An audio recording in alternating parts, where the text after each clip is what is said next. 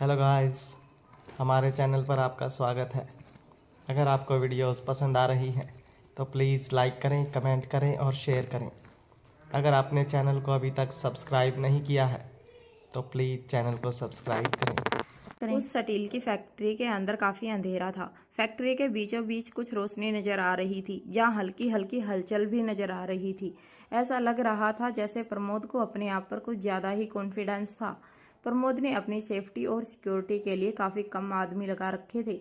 भूमिका और इंस्पेक्टर अब्बास ने एक तरफ से गेट को सिक्योर कर लिया था। उनके कुछ आदमियों ने दूसरे गेट पर घेराबंदी कर ली थी। धीरज के आदमी भूमिका और इंस्पेक्टर अब्बास के इशारे पर अटैक करने के लिए रेडी थे।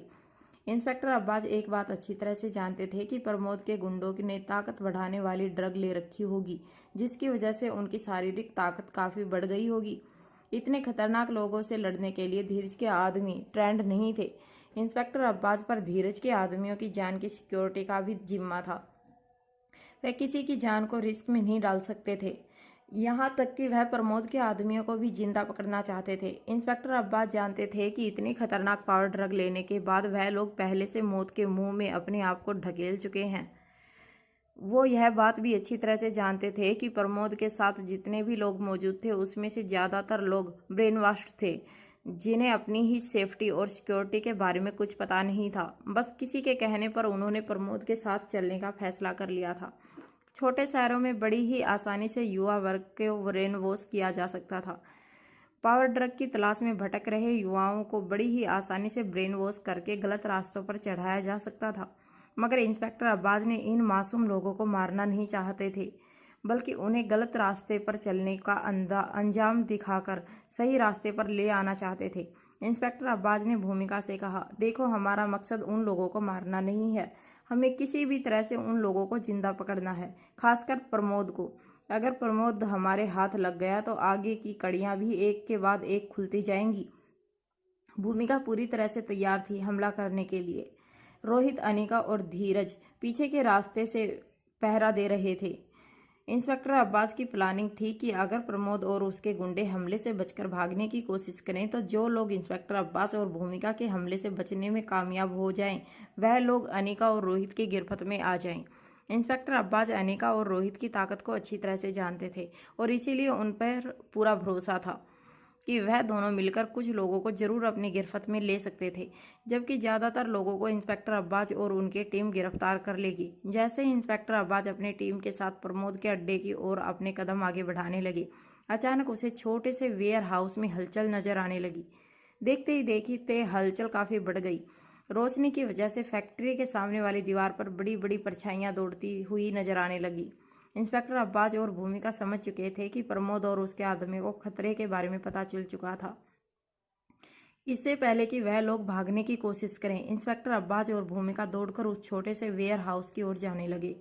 जैसे ही इंस्पेक्टर अब्बास अपनी टीम के साथ वेयर हाउस के अंदर दाखिल हुए, उन्होंने देखा कि वेयर हाउस में कहीं कोई नज़र नहीं आ रहा था।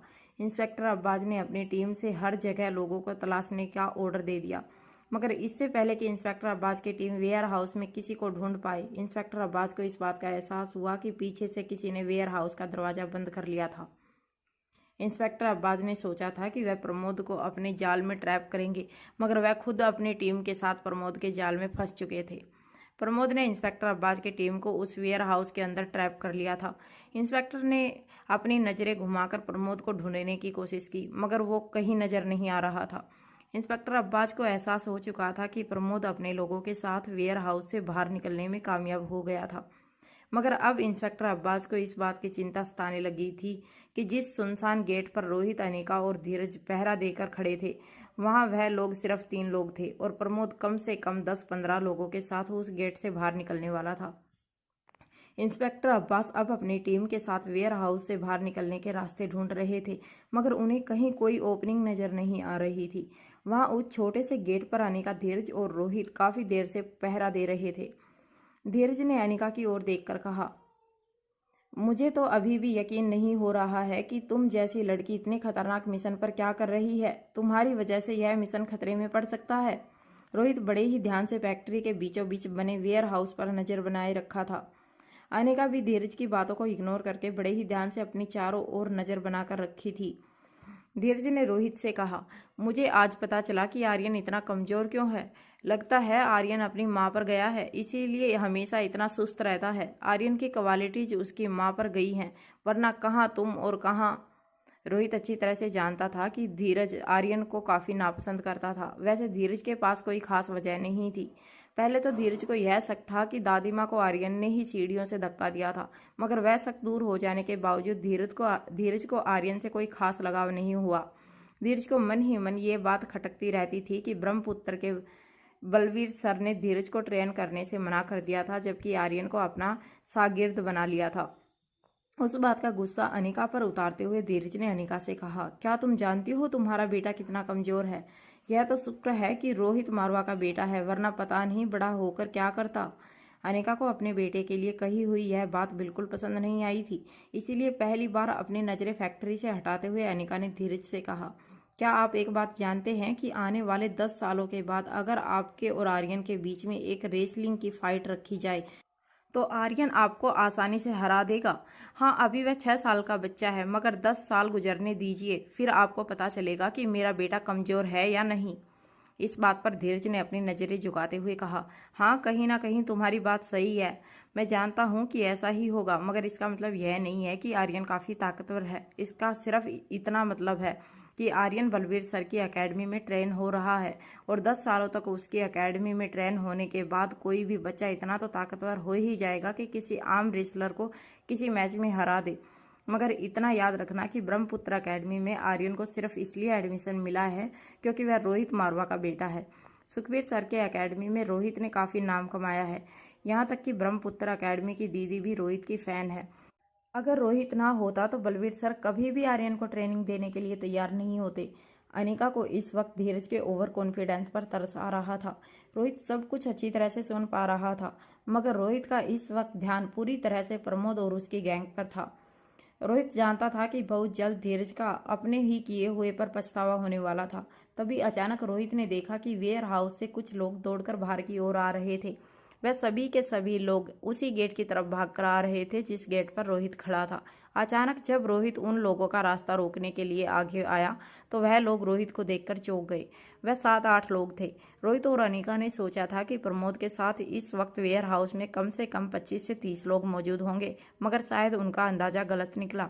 काफ़ी कम लोग प्रमोद के साथ अंदर मौजूद थे, मगर रोहित अच्छी तरह से जानता था कि वह सारे के सारे पावर ड्रग के इन्फ्लुएंस के अंडर थे, इसीलिए उनकी शारीरिक ताकत आम लोगों के मुकाबले कहीं गुना ज़्यादा थी।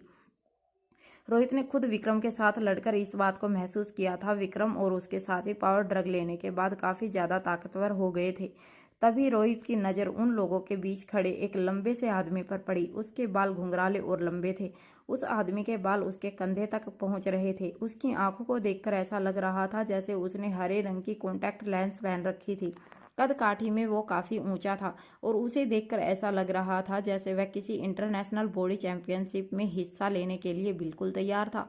रोहित ने उस आदमी को देखते ही अंदाज़ा लगा लिया था कि हो ना हो वही आदमी प्रमोद था, और रोहित का अंदाज़ा ठीक भी निकला। उस आदमी ने अपने आदमियों को पीछे करते हुए उनसे कहा, तुम सब लोग फिक्र मत करो, इन लोगों को मैं चुटकी में मसल कर रख दूंगा, तुम लोगों को कुछ नहीं होगा। जिस तरह से प्रमोद उन लोगों की सिक्योरिटी दे रहा था, रोहित ने अंदाजा लगा लिया था कि वही लंबे बाल वाला आदमी प्रमोद था। अचानक ही धीरज ने रोहित के कंधे पर हाथ रखते हुए कहा, रोहित तुम बिल्कुल फिक्र मत करना, चाहे ये लोग कितने भी ताकतवर क्यों ना हो, मगर मैं अपनी आखिरी सांस तक तुम्हारे साथ लड़ने के लिए तैयार हूँ। तुम बस किसी भी तरह अपने आप को बचा कर रखना। मारवा खानदान और मारवा ग्रुप ऑफ इंडस्ट्री के लिए तुम्हारा यहाँ से जिंदा लौटना बहुत ज़रूरी है, और तुम फिक्र मत करना, मैं अनिका को भी कुछ नहीं होने दूंगा। रोहित को यह कहने के बाद धीरज अनिका का इशारा करते हुए कहा, जाओ तुम उस बड़े से कंटेनर के पीछे जाकर छुप जाओ, मैं तुम्हें कुछ नहीं होने दूंगा। इस बार भी हमेशा की तरह अनिका ने धीरज की बात को इग्नोर करते हुए प्रमोद पर अपनी नज़रें बनाए रखी। अपने सामने खड़े 3 लोगों पर नज़र घुमाते हुए प्रमोद ने अपने आदमियों से कहा, मुझे लगता है वह आदमी जो बीच में खड़ा है वही इन लोगों का बॉस है। एक काम करो, सबसे पहले उसी को ख़त्म कर दो ताकि बाकी दोनों चुपचाप यहाँ से चले जाएं। अपने बॉस की बात सुनते ही एक काफ़ी भारी और वजनदार आदमी अपने हाथ में एक लोहे की रोड लेकर रोहित के सामने आया। जैसे ही उस आदमी ने रोहित पर उस लोहे की रोड से वार करने की कोशिश की, रोहित ने कराटे का एक दाव लगाते हुए उस आदमी को जमीन पर पटक दिया। इतने ताकतवर और वजनदार आदमी को जमीन पर इस तरह से आसानी से पटकते हुए देखकर प्रमोद ने चौंक कर रोहित की ओर देखा। प्रमोद ने अपने आदमियों को पीछे करते हुए कहा, चलो आज पता चल जाएगा कि आखिर हमें जो ताकत तोहफे में मिली है वह कितनी ताकतवर और असरदार है। प्रमोद के आदमियों ने प्रमोद को रोककर रोहित के साथ लड़ने की पहल की, मगर प्रमोद ने उन सबको पीछे धकेलते हुए कहा, इसे तो मैं मजा चखाऊंगा, तुम लोग तब तक उन दोनों का काम निपटा दो। धीरज प्रमोद की ताकत देखकर समझ चुका था कि प्रमोद के साथ लड़ना धीरज के बस में नहीं था, मगर धीरज को रोहित पर पूरा कॉन्फिडेंस था कि वह प्रमोद को जरूर हराने में कामयाब हो जाएगा। हालांकि प्रमोद की शारीरिक ताकत देखकर धीरज को भी यह अंदाजा हो गया था कि रोहित के लिए भी प्रमोद को हराना आसान नहीं होने वाला था। इसीलिए रोहित के कंधे पर फिर से अपना हाथ रखते हुए धीरज ने कहा, तुम बस प्रमोद से लड़ो, उसके बाकी सारे आदमियों के साथ मैं लड़ लूंगा। चाहे कुछ भी हो जाए, मैं अनिका पर आंच भी नहीं आने दूंगा। तुम अपनी पूरी ताकत लगाकर प्रमोद के साथ लड़ना, चाहे मुझे कुछ भी हो जाए, तुम अपना ध्यान भटकने नहीं देना। एक बार तुमने प्रमोद को पटक दिया तो यह सारे के सारे प्रमोद के पिल्ले तुम्हारे कब्जे में आ जाएंगे। इससे पहले कि रोहित धीरज से कुछ कहता, प्रमोद अपना एक पांव जोर से जमीन पर पटकते हुए तेजी से रोहित की ओर आगे बढ़ा। वहां प्रमोद के आदमी धीरज और अनिका की ओर दौड़ लगाने लगे। अचानक ही अनिका को अपने पीछे करते हुए धीरज ने अपने शरीर की पूरी ताकत लगाकर प्रमोद के आदमियों की ओर दौड़ना शुरू किया। प्रमोद के 6-7 आदमी जो शरीर में धीरज से कहीं गुना ज्यादा ताकतवर थे, उन लोगों को अपनी ओर दौड़ता हुआ देखकर धीरज समझ चुका था कि उन लोगों को अकेला हराना धीरज के बस में नहीं था, मगर फिर भी मैदान जंग में पीछे हटना धीरज ने कभी नहीं सीखा था। धीरज ने अपने शरीर की पूरी ताकत लगाकर प्रमोद के एक गुंडे को कॉलर से पकड़ा और जमीन पर पटकने की कोशिश की, मगर उस आदमी ने एक ही हाथ से धीरज को गर्दन से पकड़कर हवा में उछाल दिया।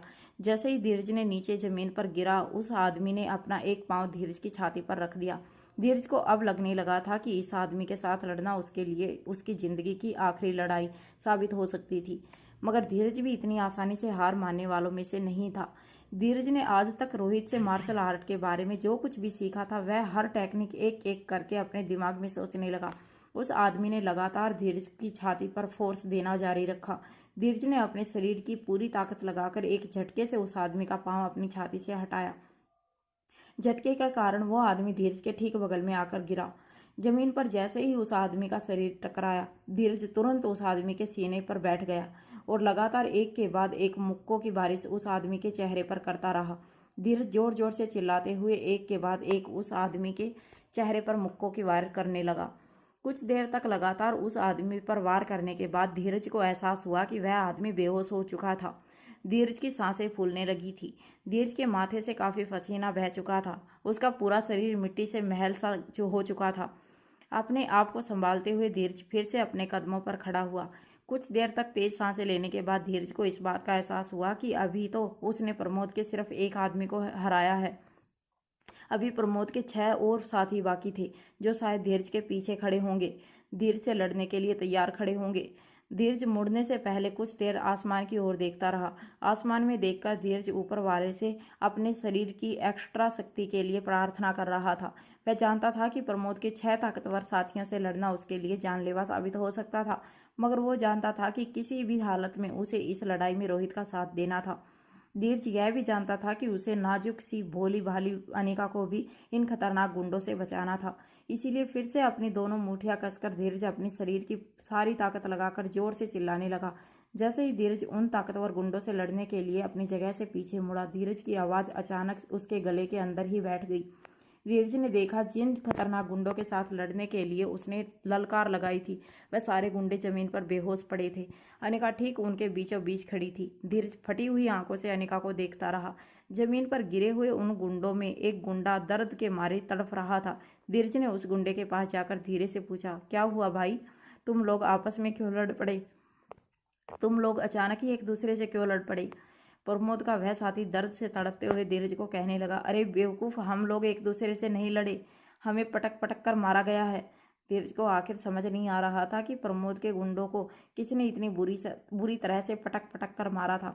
धीरज कंफ्यूज होकर यहाँ वहाँ देखने लगा। तभी अचानक धीरज की नज़र अपने दो साथियों पर पड़ी, जो रोहित, धीरज और अनिका के साथ साथ पीछे के गेट पर पहरा देने आए थे। अपने दोनों साथियों के पास पहुंचकर धीरज ने उन दोनों के कंधे पर हाथ रखकर कहा, शाबाश मेरे शेरों, आज तुमने साबित कर दिया कि मैंने तुम लोगों को अपना खास आदमी चुनकर कोई गलती नहीं की। अपनी होने वाली भाभी की इज्जत और जान बचाने के लिए तुम लोगों ने जो कारनामा किया है उसे मारवा ग्रुप ऑफ इंडस्ट्री हमेशा याद रखेगी। धीरज के मुंह से अपने लिए तारीफ सुनकर उन दोनों आदमियों के चेहरे का रंग बदलने लगा। वह दोनों हैरान होकर एक दूसरे को देखने लगे। फिर अपनी धीमी आवाज में धीरज को जवाब देते हुए उनमें से एक आदमी ने कहा, अरे सर, इन लोगों को हमने नहीं मारा, भला हम कैसे इन ताकतवर लोगों के साथ मुकाबला कर सकते हैं। अपने आदमी की बात सुनकर धीरज फिर से कंफ्यूज हो गया। वह फिर से यहाँ वहाँ अपनी नज़रें घुमाने लगा, मगर उसे कोई नज़र नहीं आ रहा था। अनिका को कंटेनर के पीछे छुपने का इशारा करते हुए धीरज ने अपने आदमियों से कहा, क्या कह रहे हो? हमारे अलावा यहाँ और कौन मौजूद है जिसने यह सब कुछ किया है? लगता है हमें किसी साजिश का शिकार बनाया जा रहा है। हमें हमारी होने वाली भाभी अनिका को बचाना होगा। अपने आदमियों को यह कहने के बाद धीरज ने दौड़कर अनिका का हाथ पकड़ा और अनिका से कहा, चलो अनिका, उस कंटेनर के पीछे जाकर छुप जाओ। जिस आदमी ने तुम्हें बचाया है, हो सकता है वह तुम्हारा दुश्मन हो और ऐसा करने के पीछे उसकी कोई बहुत बड़ी चाल हो। तभी अनिका ने अपना हाथ धीरज के हाथ से छुड़ाया और धीरज से कहा, मेरी फिक्र मत करो, मुझे कुछ नहीं होगा। तभी जमीन पर गिरा हुआ आदमी को, जो दर्द से तड़फ रहा था, उसने धीरज की ओर देखकर कहा, अरे बेवकूफ़, जिस लड़की ने हमें इतनी बुरी तरह से पटक पटक कर मारा है, तुम उसे बचाने की बात कर रहे हो? मैंने अपनी पूरी लाइफ में इतनी ताकतवर लड़की कभी नहीं देखी। एक एक मुक्के के हजार हजार किलो का वजन था और स्पीड इतनी कि कोई कुछ समझ ही नहीं पाया। दर्द से तड़फ रहे उस गुंडे की बात सुनकर धीरज के होश उड़ गए। धीरज को यकीन नहीं हो रहा था कि एक दुबली पतली सी कमजोर दिखने वाली लड़की यह कारनामा कर सकती थी। धीरज को यकीन था कि जरूर जमीन पर गिरे गुंडे से कोई ना कोई गलती हो रही थी, इसीलिए जमीन पर गिरे उस आदमी को दोनों कंधों से पकड़ते हुए धीरज ने पूछा, अरे भाई, यह तुम क्या कह रहे हो? जरा सोच समझ कर बताओ, क्या इस छोटी सी लड़की ने तुम लोगों की यह हालत की है? उस आदमी ने हाथ जोड़ते हुए धीरज से कहा, अरे लड़की नहीं है, यह कयामत है, कयामत। यह कहते हुए वह आदमी अनिका की ओर देखने लगा। अनिका को देखते ही उस आदमी के चेहरे पर घबराहट बढ़ने लगी। देखते ही देखते वह आदमी बेहोश हो गया। धीरज अपनी जगह से खड़े होते हुए फटी हुई आंखों से अनिका को देखने लगा। धीरज को यकीन नहीं हो रहा था कि अभी अभी उसने अपनी जिस भाभी को कमजोर और डेलिकेट बताया था, वह इतनी ताकतवर हो सकती है कि इतने खतरनाक गुंडों को कुछ ही पलों में उसने ढेर कर दिया था। इससे पहले कि धीरज कुछ और सोच पाता या समझ पाता, अचानक ही जमीन पर पड़ा प्रमोद का एक गुंडा अपनी जगह से खड़ा हुआ और एक बड़ा सा चाकू निकालकर उसने अनिका के गले पर रख दिया। धीरज और धीरज के दोनों साथियों का वार्म करते हुए उसने कहा, मुझे यहाँ से निकल जाने दो, वरना इस लड़की की लाश कुछ देर में यहाँ पड़ी हुई नजर आएगी। चाहे इस लड़की में कितनी भी ताकत हो, मगर इस धारदार चाकू से इसकी मुलायम गर्दन बच नहीं पाएगी। यह कहते हुए उस आदमी ने उस चाकू की धार अनिका के गले पर लगा दी। चाकू की धार इतनी तेज थी कि अनिका के गले से तुरंत खून बहने लगा। यह देखकर धीरज काफी घबरा गया। उसे समझ नहीं आ रहा था कि वह अनिका को बचाने के लिए क्या करता।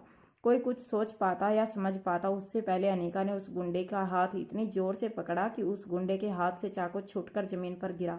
जितनी तेजी से चाकू जमीन पर गिरा था, उससे कहीं ज्यादा तेजी से अनिका ने उस गुंडे को जमीन पर पटक दिया।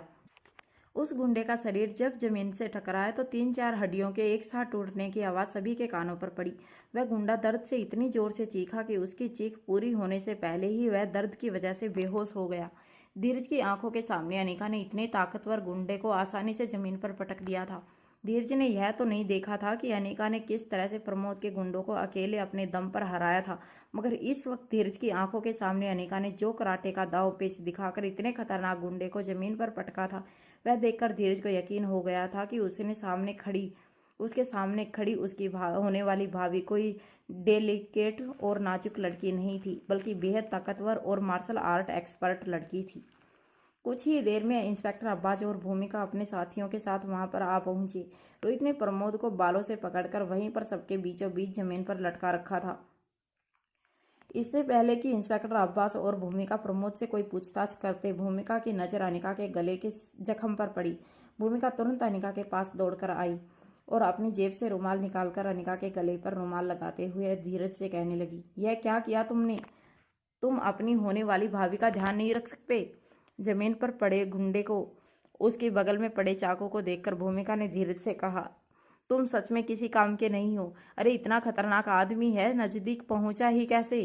क्या वक्त रहते तुमने इस बात का अंदाजा नहीं हुआ कि यह लोग अनिका का टारगेट करने की कोशिश कर सकते थे? चलो माना कि रोहित वहां प्रमोद और उसके आदमियों के साथ लड़ रहा था, मगर तुम तो अपने आदमियों के साथ यहाँ पर थे। क्या तुम अनिका को सिक्योरिटी नहीं दे सकते थे? धीरज को समझ नहीं आ रहा था कि वह भूमिका के इस बात का क्या जवाब देता। वह जिसे सिक्योरिटी देने की बात कर रही थी वह तो खुद ही धीरज को सिक्योरिटी दे सके उतनी ताकतवर थी। भूमिका ने अपने ऑफिसरों से कहा, यह जमीन पर गिरे हुए गुंडे को अरेस्ट कर लो और जाकर पुलिस वैन में डाल दो। इसके बाद अनिका के गले पर लगा जख्म दबाते हुए भूमिका ने अनिका से कहा, हमें इन लोगों का अड्डा मिल गया है जहां यह लोग रिसर्च एंड डेवलपमेंट करते हैं। एक छोटी सी लेबोरेटरी बना रखी है इन लोगों ने ड्रग बनाने की। अनिका जल्द से जल्द देखना चाहती थी कि आखिर खतरनाक पावरफुल ड्रग को कहाँ और किस तरह बनाया जाता था। कुछ लोगों ने प्रमोद को रस्सियों से बांध लिया और सारे लोग लेबोरेटरी की ओर आगे बढ़ने लगे। अनिका ने जैसे ही लेबोरेटरी को देखा वह हैरान रह गई। इतने खतरनाक पावर ड्रग को बनाने के लिए जिस तरह की जगह का इस्तेमाल किया गया था उसे देखकर ऐसा लग रहा था कि वह जगह एक मामूली गोडाउन से ज़्यादा कुछ नहीं थी। अनिका जानती थी कि खतरनाक ड्रग्स पावरफुल केमिकल्स के मिलने की वजह से बनते थे और इस तरह के ड्रग्स को बनाने के लिए कई तरह के सेफ्टी प्रोटोकॉल्स को ध्यान में रखने की होते थे। मगर इस जगह को देखकर अनिका को ऐसा लग रहा था जैसे यह कोई मामूली पटाखे बनाने की छोटी सी फैक्ट्री हो। अनिका हैरान होकर प्रमोद की ओर देखने लगी। प्रमोद अनिका के चेहरे से समझ चुका था कि वह क्या पूछना चाहती थी। भूमिका ने प्रमोद के बाल खींचकर प्रमोद से पूछा, सच बताओ कि यह ड्रग तुम कहाँ बनाते हो और कैसे बनाते हो? प्रमोद अच्छी तरह से जान चुका था कि अब वह पूरी तरह से पकड़ा जा चुका था और अब बचने का कोई रास्ता प्रमोद को नजर नहीं आ रहा था। इसीलिए सच्चाई बताते हुए प्रमोद ने भूमिका से कहा, मैं यह ड्रग खुद नहीं बनाता, मैं तो इसे खरीदता हूँ। भूमिका ने प्रमोद के बाल और जोर से खींचते हुए प्रमोद से पूछा, किससे खरीदते हो? कौन है वह? प्रमोद ने इस बात का जवाब देते हुए कहा, यूरोपियन देशों में कई ऐसे लोग हैं जो इस तरह के ड्रग्स की डीलिंग करते हैं। हम भी उन्हीं के पास से यह ड्रग्स मंगवाते हैं।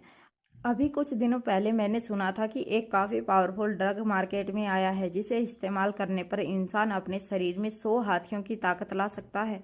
ऐसे ड्रग की हमारे देश में काफ़ी मांग है क्योंकि हमारे देश में लोग जल्द से जल्द ताकतवर बनकर अपने सपनों को पूरा करना चाहते हैं।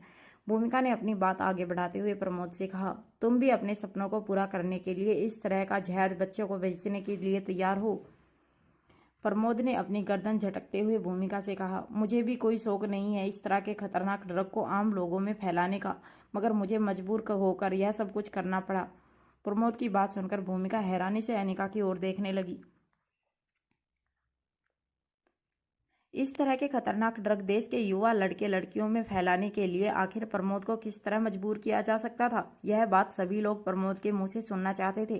प्रमोद ने अपनी बात आगे बढ़ाते हुए कहा, मेरे बेटे का टर्मिनल कैंसर है।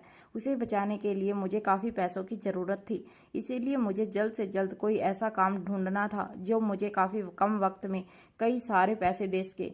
जब मैंने इस पावरफुल ड्रग के बारे में सुना तो मैंने इस धंधे में अपना हाथ आजमाने के लिए तैयारी दिखाई। जो ड्रग मुझे मिला था वह असली ड्रग नहीं था। इस तरह के ड्रग के काफ़ी नकली ड्रग भी मिलते हैं बाजार में।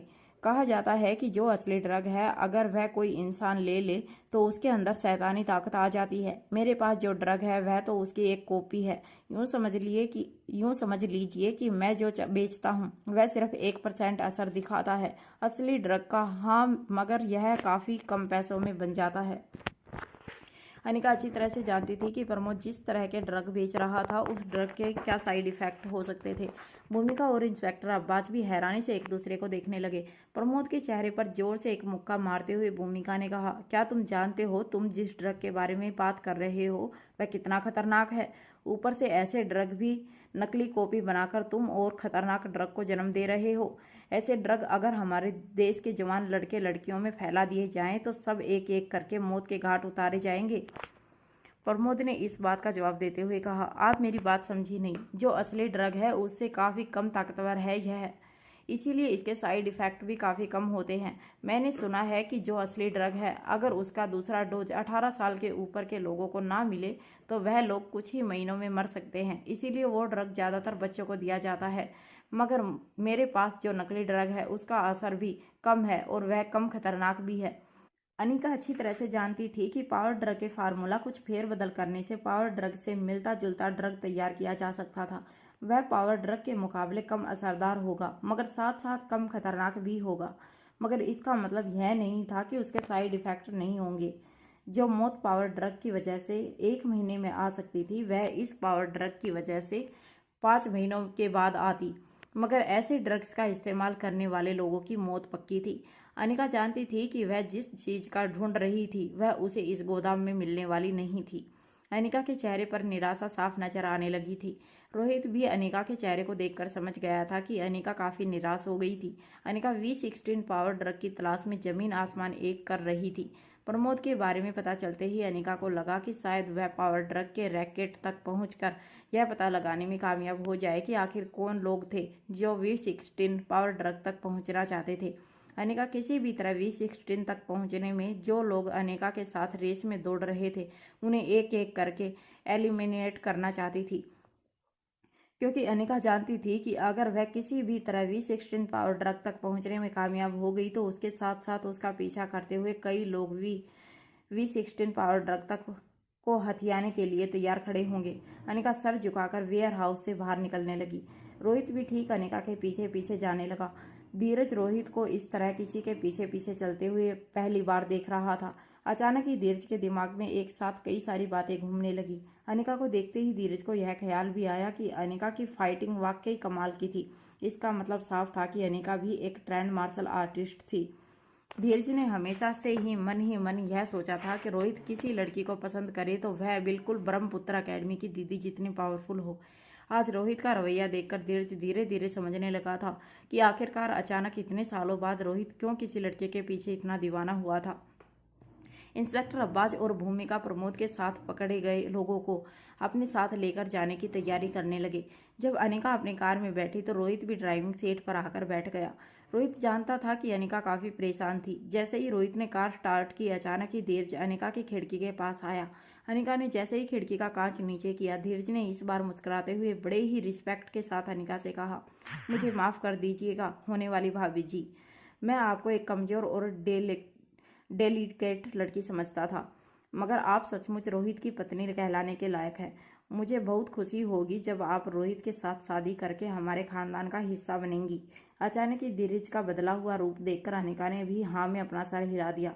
धीरज ने अपनी बात आगे बढ़ाते हुए अनिका से पूछा, क्या आपने ब्रह्मपुत्र अकेडमी में ट्रेनिंग ली है? अनिका ने भले ही ब्रह्मपुत्र अकेडमी से ट्रेनिंग नहीं ली थी, मगर बचपन में बलवीर सर ने अनिका को मार्शल आर्ट की ट्रेनिंग दी थी। इसीलिए धीरज की बात में हामी भरते हुए अनिका ने कहा, हाँ मैंने वहीं से ट्रेनिंग ली है।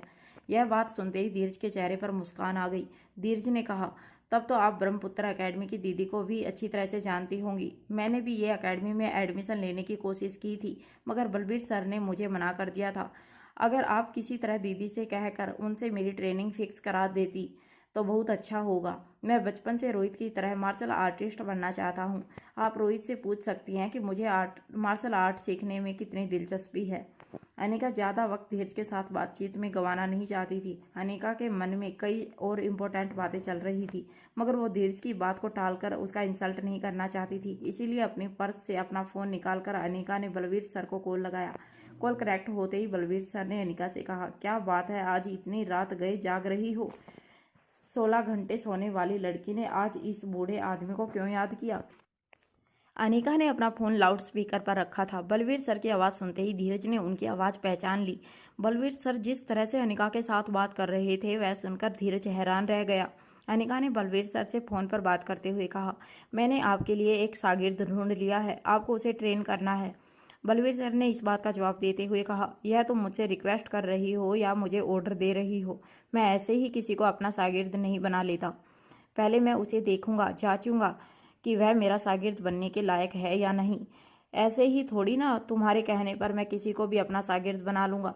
बलवीर सर की बात बीच में काटते हुए अनिका ने कहा, देखिए मैंने उसे दिल्ली भेज दिया है, आगे उसके साथ क्या करना है यह आप देख लीजिएगा। इससे पहले कि बलवीर सर अनिका के इस बात का जवाब दे पाते, अनिका ने फ़ोन डिस्कनेक्ट कर दिया और धीरज से कहा, वह तुम्हें ज़रूर ट्रेनिंग देंगे। अनिका जिस तरीके से बलवीर सर के साथ बात कर रही थी वह देखकर धीरज के होश उड़ गए। धीरज बलवीर सर का नेचर और उसकी पर्सनैलिटी अच्छी तरह से जानता था, मगर जिस तरीके से अनिका ने बलवीर सर से बात की थी, धीरज ने कभी सपने में भी नहीं सोचा था कि इस दुनिया में कोई इंसान बलवीर सर के साथ इस तरह से बात कर सकता था। इससे पहले कि धीरज अनिका से और कोई बात करता, अनिका ने धीरज से कहा, तुम्हारा काम हो जाएगा। अनिका का इशारा रोहित समझ चुका था। रोहित जानता था कि अनिका जल्द से जल्द वापस मनाली मारवा हाउस पहुंचना चाहती थी। रोहित ड्राइव करके उस फैक्ट्री से कार निकाल कर ले गया। कुछ देर बाद रोहित अनिका को लेकर मारवा हाउस पहुंचा। धीरज भी अनिका और रोहित के पीछे पीछे ही कार ड्राइव करता हुआ मनाली पहले वाले मारवा हाउस पहुंचा। जैसे ही अनिका और रोहित अपनी कार से निकलकर घर के अंदर जाने लगे, धीरज ने अनिका को रोकते हुए पूछा, आप लोग प्रमोद को अपने साथ नहीं लाए? रोहित ने धीरज की इस बात का जवाब देते हुए कहा, देखो हम लोग कानून को अपने हाथ में नहीं लेते। हाँ, उनकी मदद करने के लिए हमसे जो कुछ बन पड़ा हमने किया, मगर प्रमोद की पूछताछ करना, उसे कस्टडी में लेना भूमिका और इंस्पेक्टर अब्बास के हाथों में है। जो भी इन्वेस्टिगेशन करनी होगी अब आगे वह अपने डिपार्टमेंट के साथ मिलकर करेंगे। हमें उनके काम में दखलंदाजी नहीं करनी चाहिए। धीरज रोहित की यह बात सुनकर कहीं ना कहीं निराश नजर आ रहा था। अब तक जो कुछ भी चीज़ें धीरज के सामने हुई थी, धीरज को यही एक्सपेक्टेशन की रोहित और अनिका किसी सुपर हीरो बुक के मुख्य किरदार बन जाएंगे। जैसे ही अनिका फिर से घर के अंदर जाने लगी, धीरज ने अनिका को रोकते हुए कहा, वैसे मैंने आपसे जो कुछ भी कहा उसके लिए मैं बहुत शर्मिंदा हूँ। मेहरबानी करके आप ये सारी बातें बलवीर सर या ब्रह्मपुत्र अकेडमी की दीदी से मत कीजिएगा, वरना वह मुझसे नाराज हो जाएंगे। अनिका ने धीरज की आंखों में आंखें डालकर कहा, घबराओ मत, बलवीर सर का तो पता नहीं, मगर मैं तुमसे बिल्कुल नाराज नहीं हूँ। कुछ सेकंड ये बात सुनकर धीरज मुस्कुराता रहा। धीरे धीरे धीरज के चेहरे का रंग बदल गया। वो सोच में पड़ गया। इस बात का मतलब उसे धीरे धीरे समझ आ रहा था। जैसे जैसे अनिका की बात धीरज के दिमाग के अंदर जाने लगी, धीरज के चेहरे के हाव भाव बदलने लगे। धीरज अचानक अटकती हुई आवाज में अनिका से कहने लगा, इसका मतलब आप ही ब्रह्मपुत्र अकेडमी की? इससे पहले कि धीरज अपनी बात पूरी कर पाता, रोहित अनिका को लेकर बंगले के अंदर चला गया।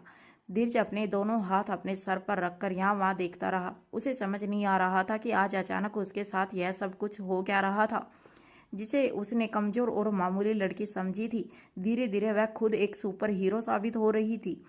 रोहित और अनिका दोनों बंगले के अंदर जाकर लिविंग रूम में बैठ गए। अनिका और रोहित दोनों काफ़ी थकान महसूस कर रहे थे। दिल्ली से इतनी लंबी ड्राइव और उसके बाद उनके साथ जो कुछ भी हुआ था उसके कारण अनिका काफ़ी थकावट महसूस कर रही थी। रोहित भी काफ़ी थका हुआ लग रहा था।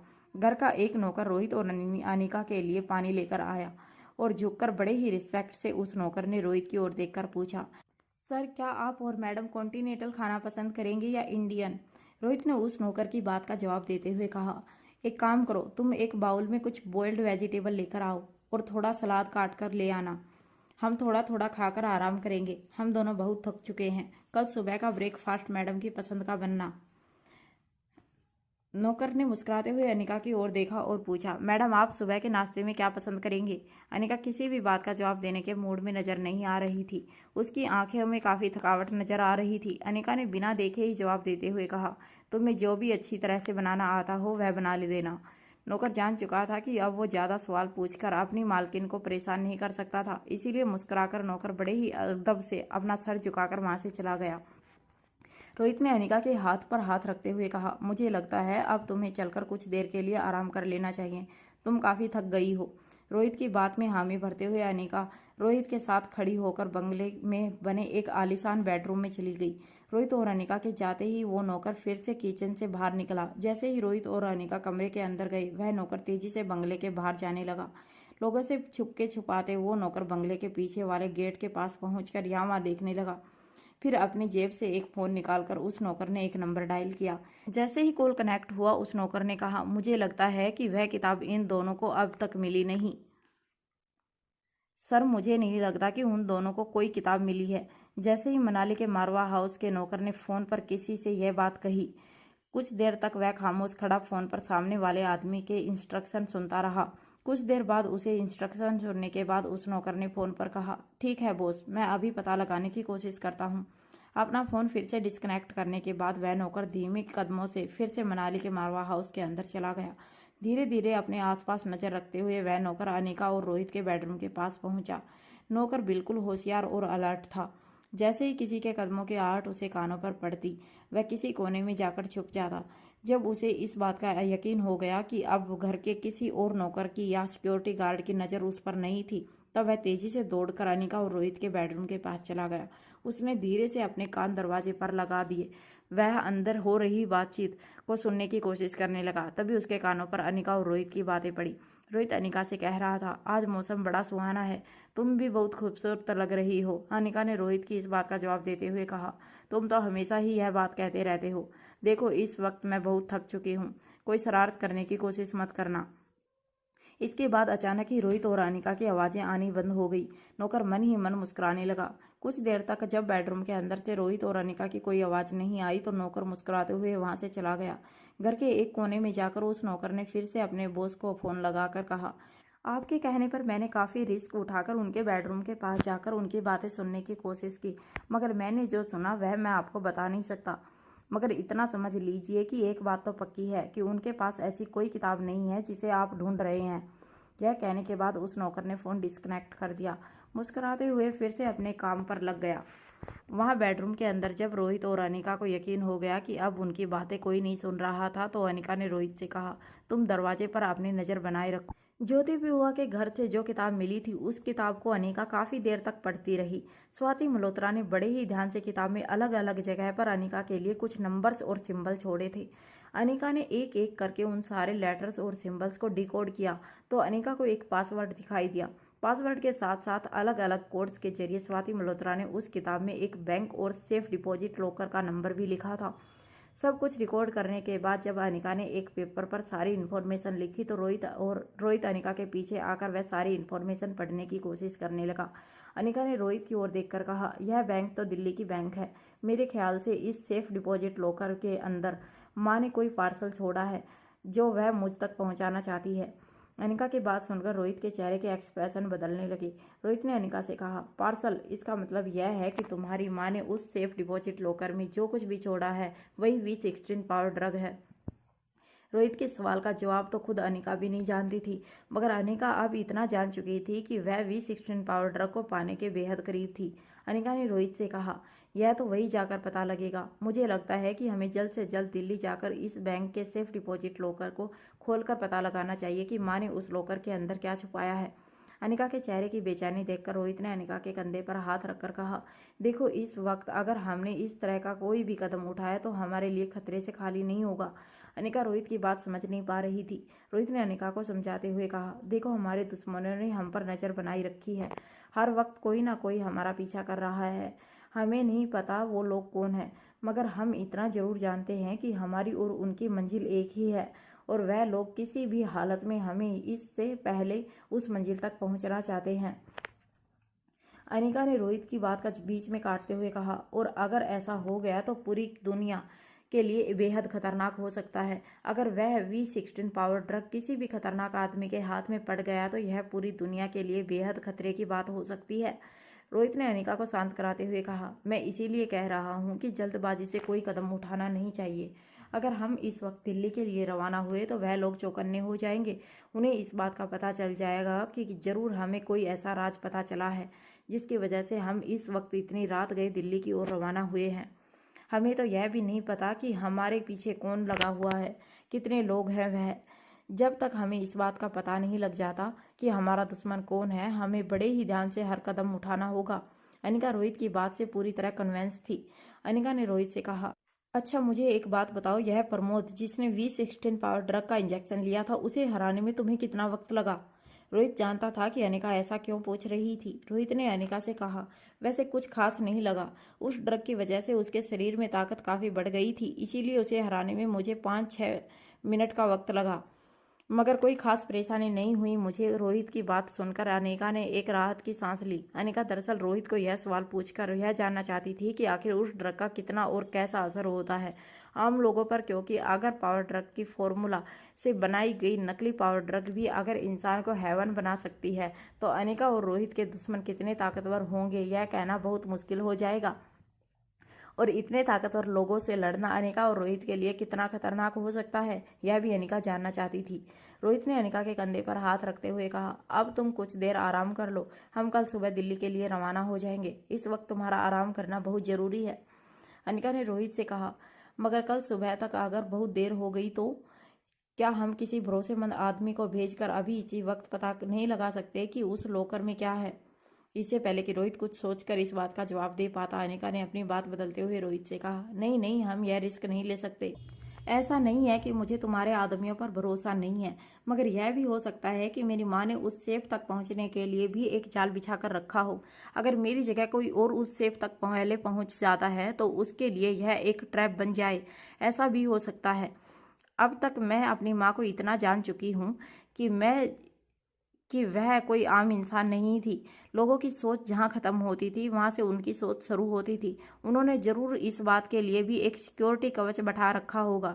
हम रिस्क नहीं ले सकते, रहने दो। हम खुद ही कल सुबह जल्दी जाकर पता लगाएंगे कि आखिर सेफ डिपॉजिट लॉकर में मेरी माँ ने क्या छुपा कर रखा है। कुछ देर बाद अनिका और रोहित के बेडरूम पर किसी ने नॉक किया।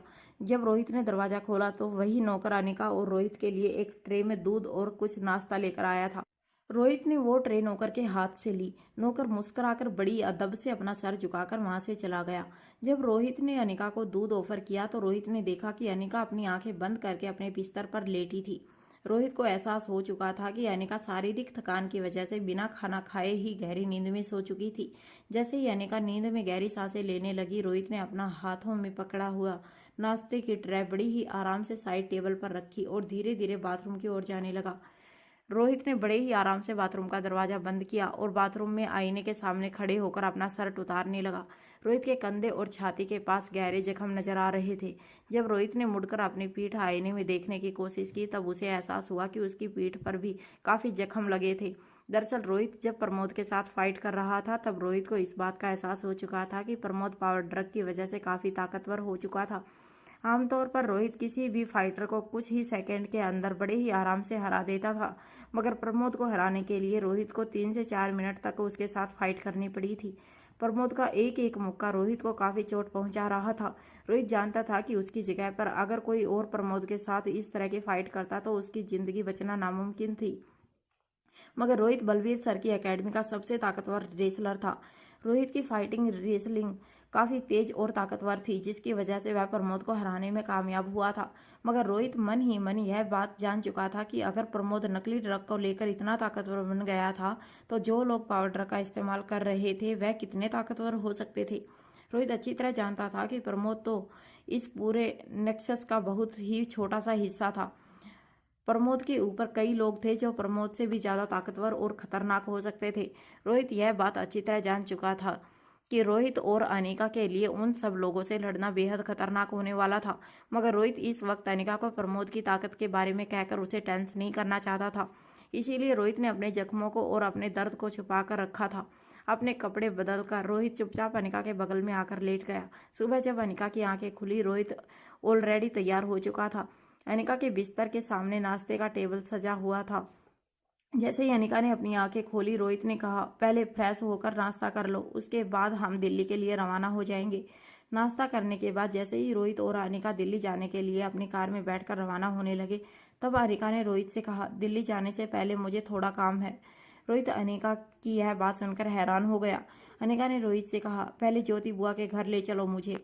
जैसे ही रोहित अनिका को लेकर ज्योति बुआ के घर पहुंचा, वहां ज्योति बुआ जो मॉर्निंग वॉक करने के लिए अपने घर से बाहर निकल रही थी, उन्होंने अनिका को देखते ही कहा, अरे बेटा, मुझे फ़ोन कर दिया होता, मैं तुम्हारे लिए कुछ नाश्ता बनाकर रखती।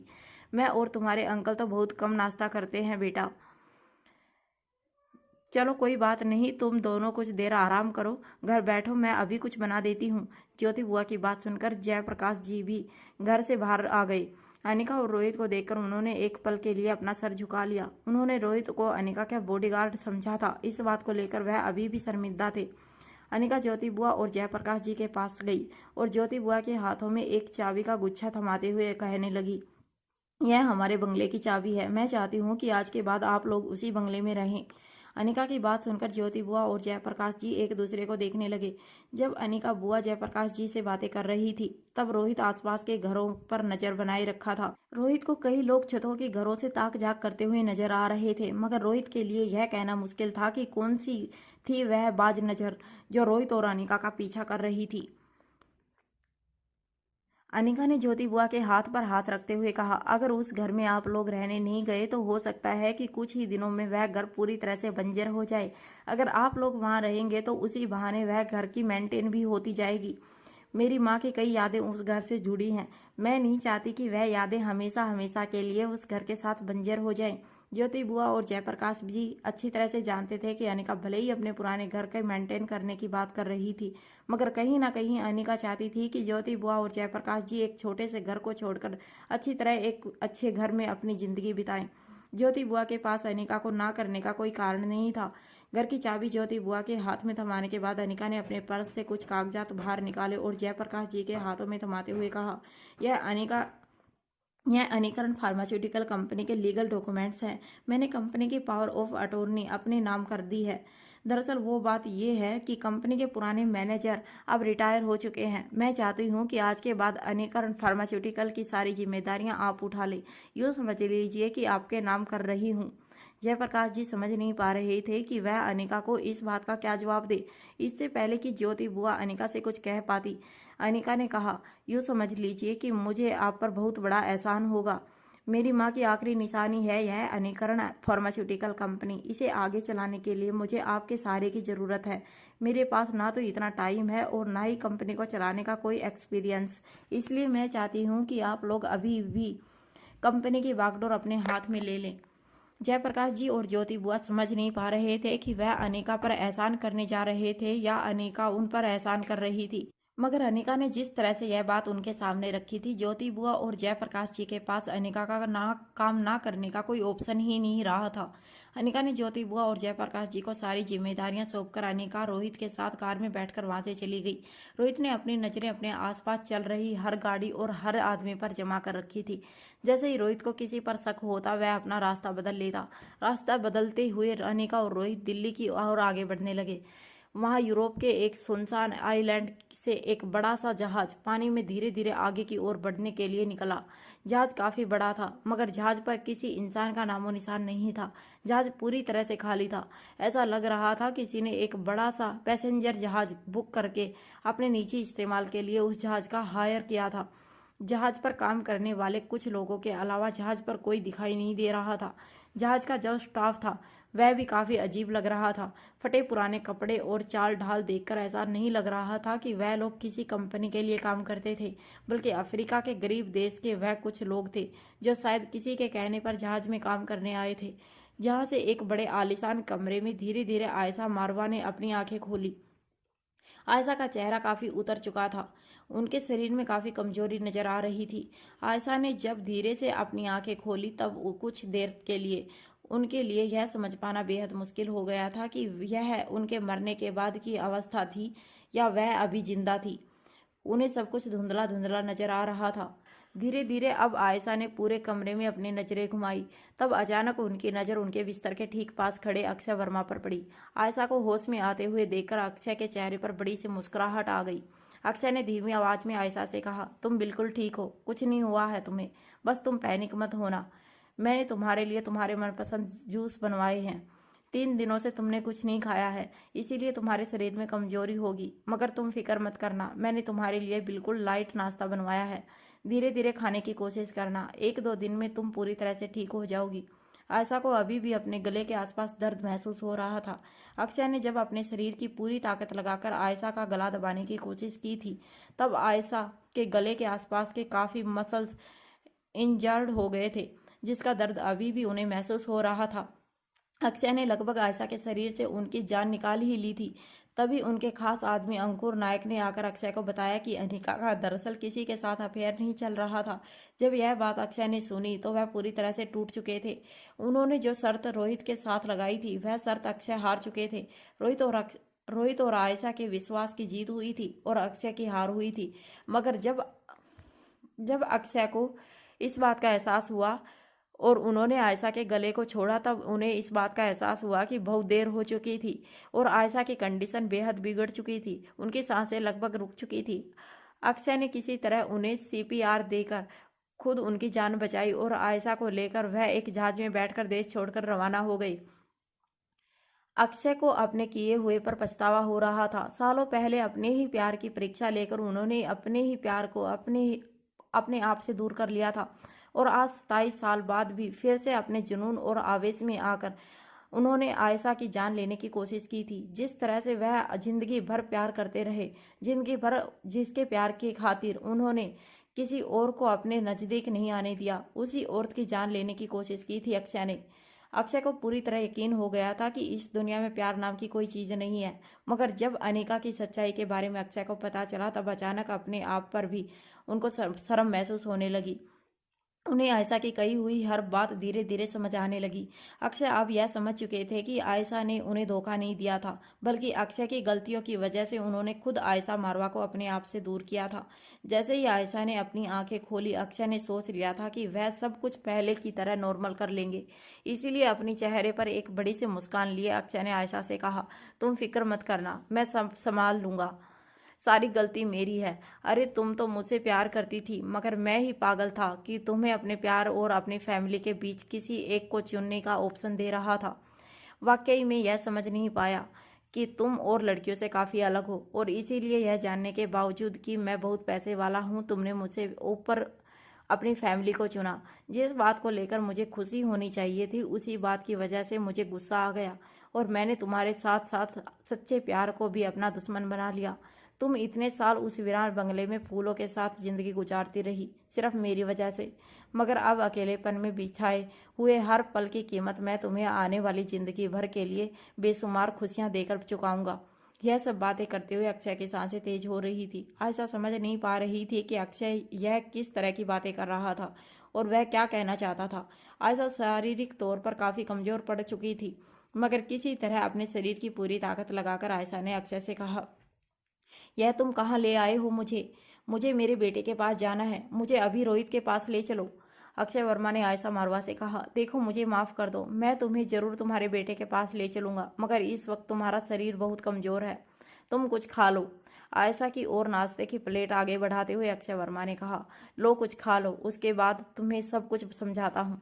हम दोनों भले ही हमारी ज़िंदगी के कीमती साल खो चुके हैं, मगर आने वाले ज़िंदगी के साथ साथ गुजार में हम हमारे प्यार को फिर से कायम कर सकते हैं। मैंने सब कुछ सोच लिया है। इससे पहले कि अक्षय वर्मा अपनी बात आगे बढ़ाता, आयशा ने अक्षय के हाथों में पकड़ी हुई प्लेट को जमीन पर पटकते हुए उससे कहा, बकवास करना बंद करो और मुझे अपने बेटे के पास ले चलो, अभी के अभी। इसके बाद आयशा ने अपने शरीर की पूरी ताकत लगाकर बिस्तर से खड़े होकर कमरे से बाहर दौड़ने की कोशिश की। अक्षय ने आयशा को रोकने की कोशिश करते हुए कहा, देखो इस वक्त तुम्हारे शरीर में काफ़ी कमजोरी है, तुम पहले कुछ खा लो, कुछ देर आराम कर लो, उसके बाद मैं तुम्हें सब कुछ समझाता हूँ। आयशा अक्षय की बात सुनने वाली नहीं थी। वह किसी तरह कमरे से बाहर निकली। तब उसे इस बात का एहसास हुआ कि वह एक बहुत बड़े पानी के जहाज में थी। जहाँ तक आयशा की नज़र पड़ रही थी, उन्हें सिर्फ पानी ही पानी नजर आ रहा था। कई दिनों बाद आयशा ने अपनी आंखें खोली थी, इसीलिए सूरज की रोशनी जैसे ही उनकी आंखों पर पड़ी, उनकी आंखें बंद होने लगी। मगर आयशा को इस बात का एहसास हो चुका था, यहाँ दूर दूर तक उनकी आवाज़ सुनने वाला कोई नहीं था। कुछ पल तक जहाज के ढेक पर खड़े रहने के वजह से तेज धूप के कारण आयशा को चक्कर आने लगा। इससे पहले कि आयशा चक्कर खाकर गिर जाती, अक्षय ने उन्हें सहारा देते हुए कहा, तुम अंदर चलो, इस वक्त तुम्हें आराम की ज़रूरत है। यह कहते हुए अक्षय आयशा को धीरे धीरे फिर से कमरे में ले आए। आयशा को बिस्तर पर लेटाने के बाद अक्षय ने फिर से टेबल से कुछ फल उठाए और आयशा को ऑफर करते हुए कहा, प्लीज़ तुम कुछ खा लो, वरना तुम्हारा शरीर और ज़्यादा कमज़ोर पड़ता जाएगा। तुम समझने की कोशिश करो, मुझे अपनी गलती का एहसास हो गया है। हम दोबारा से अपनी ज़िंदगी शुरू कर सकते हैं। बस मुझे तुम्हारा साथ चाहिए और कुछ भी नहीं। आयशा ने अपने हाथों से अक्षय के ऑफर किए हुए फल झटकते हुए कहा, तुम पागल हो गए हो? तुम अब इंसान नहीं रहे, बल्कि एक जानवर बन गए हो। मैं इस उम्र में मेरे बेटे और मेरे पोते पोतियों के साथ अपनी बाकी बची जिंदगी गुजारना चाहती हूँ। हाँ, यह सच है कि आज से कई साल पहले मैंने तुमसे प्यार किया था, मगर वह प्यार खत्म हुए अब कई साल बीत चुके हैं। तुम्हारे साथ जो कुछ भी हुआ उसका मुझे अफसोस है, मगर अब इस वक्त मेरे दिल में तुम्हारे लिए कोई जगह नहीं है। मुझे मेरे बेटे के पास जाना है। अभी इसी वक्त, और अगर तुमने मुझे मेरे बेटे के पास नहीं जाने दिया तो मैं यहीं इसी कमरे में अपनी जान दे दूंगी। ना कुछ खाऊंगी और ना ही कुछ पीऊंगी। अक्षय समझ चुका था कि आयशा के फैसले को बदलना उसके लिए इतना आसान नहीं होने वाला था। इसीलिए चुपचाप अपना सर झुकाए अक्षय कमरे से बाहर चला गया। अक्षय के जाते ही आयशा ने राहत की सांस ली। कमजोरी की वजह से धीरे धीरे आयशा की आंखें भारी होने लगी। वह मन ही मन रोहित, अनिका और अपने पोते पोतियों का चेहरा याद करने लगी। आयशा अब तक ये जान चुकी थी कि इस जहाज से उसका भागना नामुमकिन था। वह अपनी बाकी बची कुछ पल की जिंदगी अपने परिवार को याद करके बिताना चाहती थी। तभी अचानक उसके कमरे का दरवाजा फिर से खुला। 3-4 अफ्रीम मूल के लोग अपने हाथ में एक बड़ा सा वाटर टैंकर लेकर उनके कमरे में दाखिल हुए। फिर वो लोग एक के बाद एक बाल्टी में भर भर के उस वाटर टैंक में पानी डालने लगे। जब वह बड़ा सा वाटर टैंक पूरी तरह से भर गया तब अक्षय कमरे के अंदर दाखिल हुआ। अक्षय के आते ही उसके आदमी कमरा छोड़कर चले गए। अक्षय ने आयशा मरवा की आंखों में आंखें डालकर कहा, मैंने तुम्हें मारने की कोशिश की, मुझे इसकी सजा मिलनी चाहिए। तुम्हारी आंखों के सामने मैं अपने आप को सजा देने के लिए तैयार हूँ।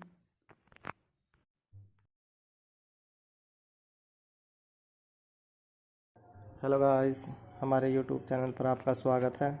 अगर आपको स्टोरी पसंद आ रही है तो प्लीज़ लाइक करें, कमेंट करें, शेयर करें। अगर चैनल को सब्सक्राइब नहीं किया है तो चैनल को सब्सक्राइब करें। आयशा समझ नहीं पा रही थी कि आखिर अक्षय क्या करना चाहता था। अक्षय धीरे धीरे उस बड़े से पानी के वाटर टैंक की ओर चलने लगा। उसकी नज़र सिर्फ आयशा पर टिकी हुई थी। उसने आयशा से कहा, अगर तुमने खाना नहीं खाया और मुझे माफ़ नहीं किया तो मैं अभी इसी वक्त अपने किए हर गुनाह की सज़ा अपने आप को देकर रहूँगा। आयशा ने अक्षय की ओर हैरानी से देखते हुए कहा, तुम क्या कह रहे हो? क्या करना चाहते हो तुम? देखो, यह सब पागलपन छोड़ो और मुझे अभी इसी वक्त मेरे बेटे के पास ले चलो, वरना मैं कुछ नहीं खाऊंगी। जब अक्षय ने देखा कि आयशा अपनी जिद नहीं छोड़ रही थी तो अक्षय ने अपना सर तेज़ी से उस वाटर टैंक में डाल दिया। आयशा को समझ नहीं आ रहा था कि वह क्या करे। अक्षय वाटर टैंक के अंदर पूरी तरह से डूब चुका था।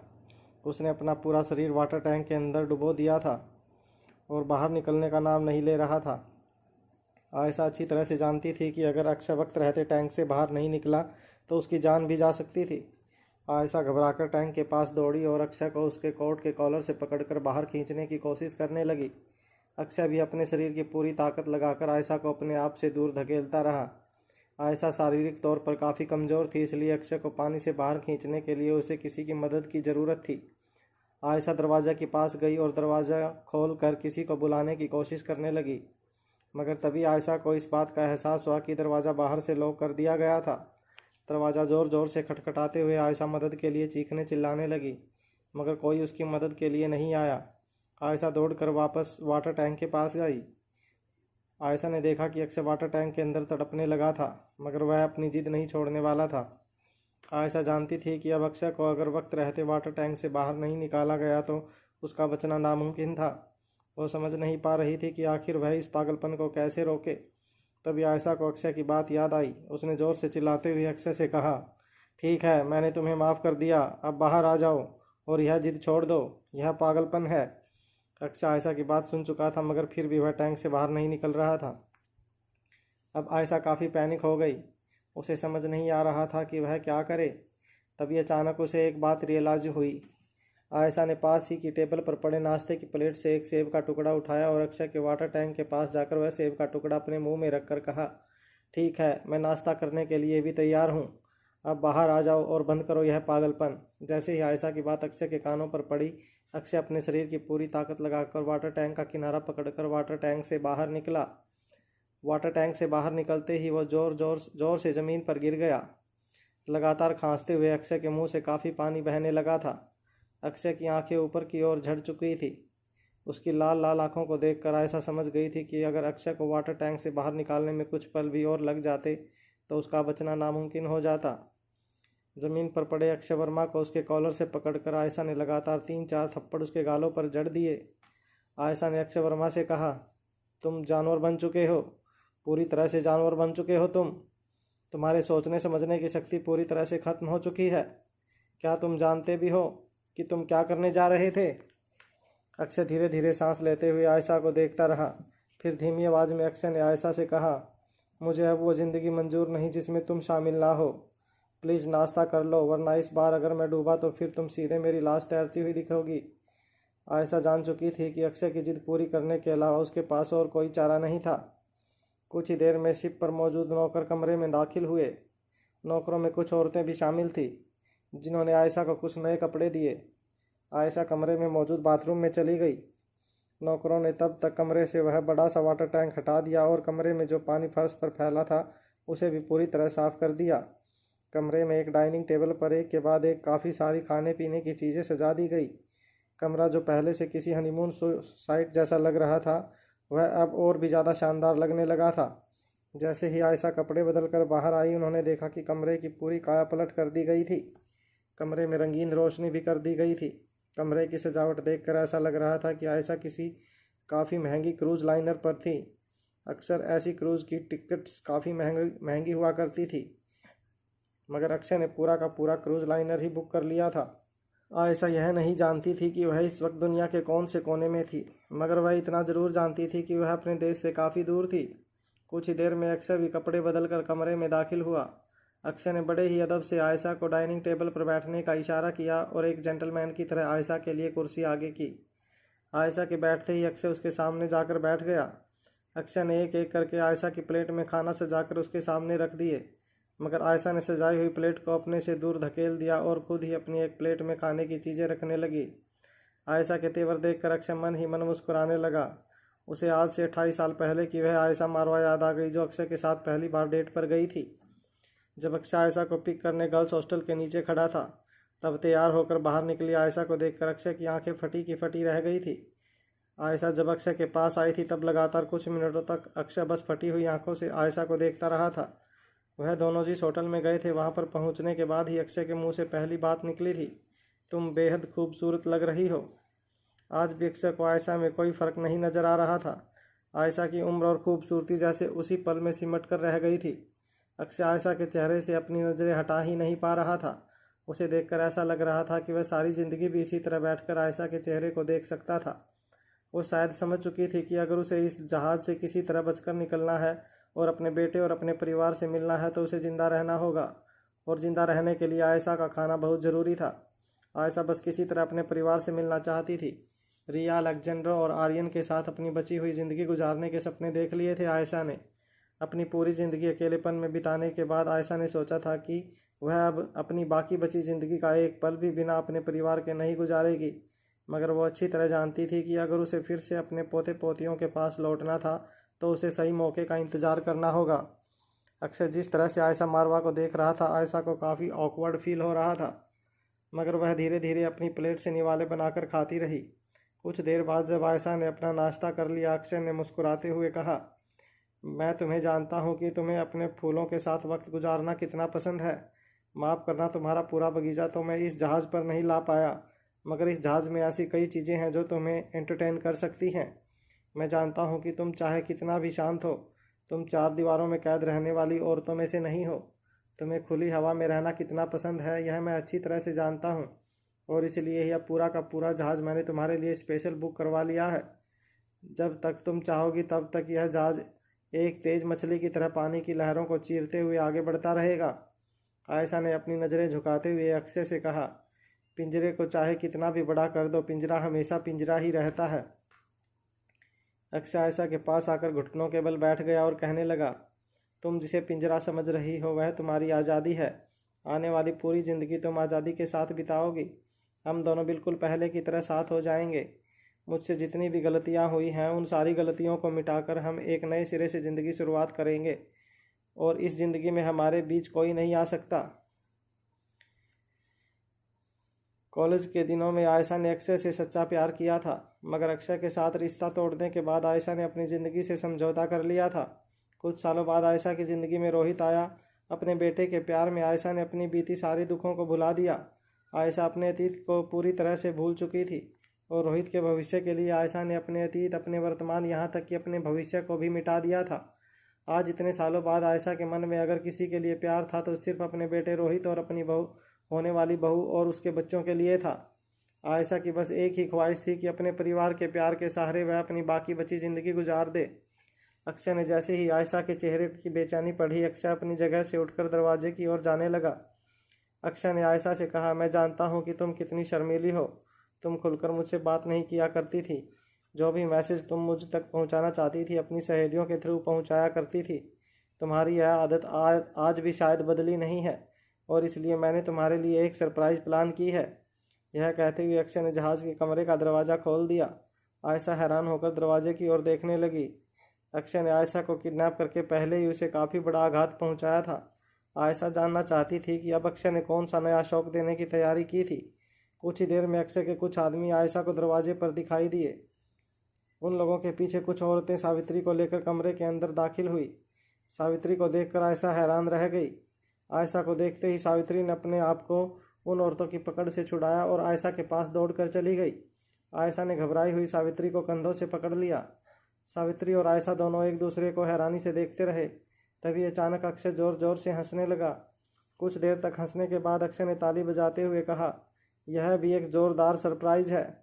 मैं जानता हूँ पिछले कई सालों से ये औरत तुम्हारे घर पर नौकरी करती है, मगर वक्त के साथ साथ नौकर मालिक का रिश्ता सहेलियों में बदल गया है। यह भी बात मैं अच्छी तरह से जानता हूँ, इसलिए तुम कंपनी देने के लिए खास मैंने सावित्री को यहाँ बुलाया है। तो चलो, तुम्हारे पास एंटरटेनमेंट के लिए पूरा जहाज़ है। बात करने के लिए तुम्हारी सहेली है, और किसी भी चीज़ की ज़रूरत हो तो बस मुझे बता देना। मैं जल्द से जल्द वह चीज़ तुम्हारी आंखों के सामने हाजिर कर दूंगा। यह वादा है मेरा। अक्षय का पागलपन देखकर सावित्री और आयशा दोनों काफ़ी घबरा गए थे। तभी अचानक अंकुर नायक दौड़ता हुआ कमरे के अंदर आया और धीमी आवाज़ में अक्षय के कानों के पास आकर कहने लगा, द किंग आपको कांटेक्ट करने की कोशिश कर रहे हैं। अक्षय किंग का नाम सुनकर हैरान रह गया। किंग का नाम सुनते ही अक्षय के चेहरे पर घबराहट साफ नजर आने लगी थी। आयशा बड़े ही ध्यान से अक्षय के चेहरे के एक्सप्रेशंस को देख रही थी। जैसे ही अक्षय ने आयशा को अपनी ओर देखते हुए नोटिस किया, अपने चेहरे पर मुस्कान लाते हुए अक्षय ने बिल्कुल जेंटल और पोलाइट आवाज़ में आयशा से कहा, आई एम रियली सॉरी, मगर बिजनेस के सिलसिले में अभी मुझे एक मीटिंग के लिए जाना होगा। Please make your self comfortable. यह पूरी जहाज़ सिर्फ तुम्हारी है। तुम जो चाहे कर सकती हो। बस मैं अभी कुछ देर में मीटिंग निपटा कर आता हूँ। अपनी बात पूरी करने के बाद अक्षय अंकुर के साथ कमरे से बाहर निकल गया। कमरे से बाहर आते ही अंकुर ने अक्षय से कहा, सर, किंग आपसे बात करना चाहते हैं। मेरी तो समझ में नहीं आता कि इतने छोटे से मामले में किंग अपनी टांग क्यों अड़ा रहा है। अंकुर नायक की बात सुनते ही अक्षय ने अपने होठों पर उंगली रखते हुए कहा, जरा धीरे बोलो, दीवारों के भी कान होते हैं। इनके खिलाफ कुछ भी बोलने से पहले 100 बार सोच लिया करो। हो सकता है इस जहाज़ पर भी किंग के आदमी मौजूद हों। तुम जानते हो ना किंग की ताकत क्या है और वह क्या कर सकता है। हालांकि खुद अक्षय हैरान था यह सोच कर कि आयशा को किडनैप करने पर खुद किंग पर्सनली इस किडनैपिंग में इंटरेस्ट क्यों ले रहा था। जब अक्षय ने आयशा को किडनैप किया था, उसके कुछ ही घंटों बाद किंग ने अक्षय को मैसेज भिजवाया था कि वह किसी भी हालत में आयशा को अपने घर वालों के हवाले कर दे, मगर उस वक्त अक्षय ने उस मैसेज को इग्नोर कर दिया था। अक्षय अच्छी तरह से जानता था कि दिल्ली में मारवा ख़ानदान के कॉन्टैक्ट काफ़ी ऊपर तक थे, और दिल्ली में मारवा ख़ानदान को हरा पाना अक्षय के लिए शायद आसान नहीं होता। इसलिए आयशा को किडनैप करने के बाद अक्षय सीधा उसे एक बड़े जहाज़ पर ले गया। अक्षय पिछले कुछ दिनों से उस जहाज़ को अफ्रीका के छोटे देशों के किनारे के पास गोल गोल घुमा रहा था। अक्षय को कॉन्फिडेंस था कि किंग उसे इस इलाके में ढूंढ नहीं पाएगा, मगर वह यह देखकर हैरान था कि किंग ने ज़मीन आसमान एक करके किसी तरह अक्षय के सैटेलाइट फ़ोन को कोऑर्डिनेट करके ढूंढ लिया था और उसे कांटेक्ट कर लिया था। अक्षय यह नहीं समझ पा रहा था कि आखिर किंग का मारवा ख़ानदान के साथ क्या रिश्ता था। पिछली बार भी किंग ने मारवा ग्रुप ऑफ इंडस्ट्रीज़ के शेयर अक्षय को बेचे जरूर थे, मगर जब फेस टू फेस होने की बात आई तो अक्षय यह जान चुका था कि किंग गुलेरिया परिवार और मारवा परिवार के ही सपोर्ट में था। अक्षय को यह कनेक्शन समझ नहीं आ रहा था, और अब आयशा के किडनैपिंग केस में खुद दखलंदाजी करके यह साबित कर दिया था कि वह मारवा खानदान के साथ खड़ा था। अक्षय अच्छी तरह से जानता था कि वह चाहकर भी किंग से दुश्मनी मोल नहीं ले सकता था। अक्षय ने जब अपने पिताजी के गुजर जाने के बाद ग्रुप की मेंबरशिप विरासत में हासिल की, तब से लेकर इंपीरियल ग्रुप का बॉस किंग ही रहा था। वो कम से कम 40 सालों से इंपीरियल ग्रुप का लीडर रहा था। किसी में हिम्मत नहीं थी कि किंग को इस पोजीशन से हटाने की पहल करे। लगभग 30 साल पहले ड्रैगन नाम के एक आईडी ने इलेक्शन करके किंग को अपनी पोजीशन से हटाने की बात की थी, मगर कुछ महीनों बाद ड्रैगन नाम के उस आईडी को इस ग्रुप से बेदखल कर दिया गया था। कुछ महीनों बाद पता चला ड्रैगन नाम का ग्रुप का मेंबर चाइना का एक बहुत ही ताकतवर बिजनेसमैन था, मगर किंग से दुश्मनी उसे इतनी भारी पड़ी थी कि कुछ ही महीनों के अंदर उसका पूरा बिजनेस एम्पायर ठप हो गया था।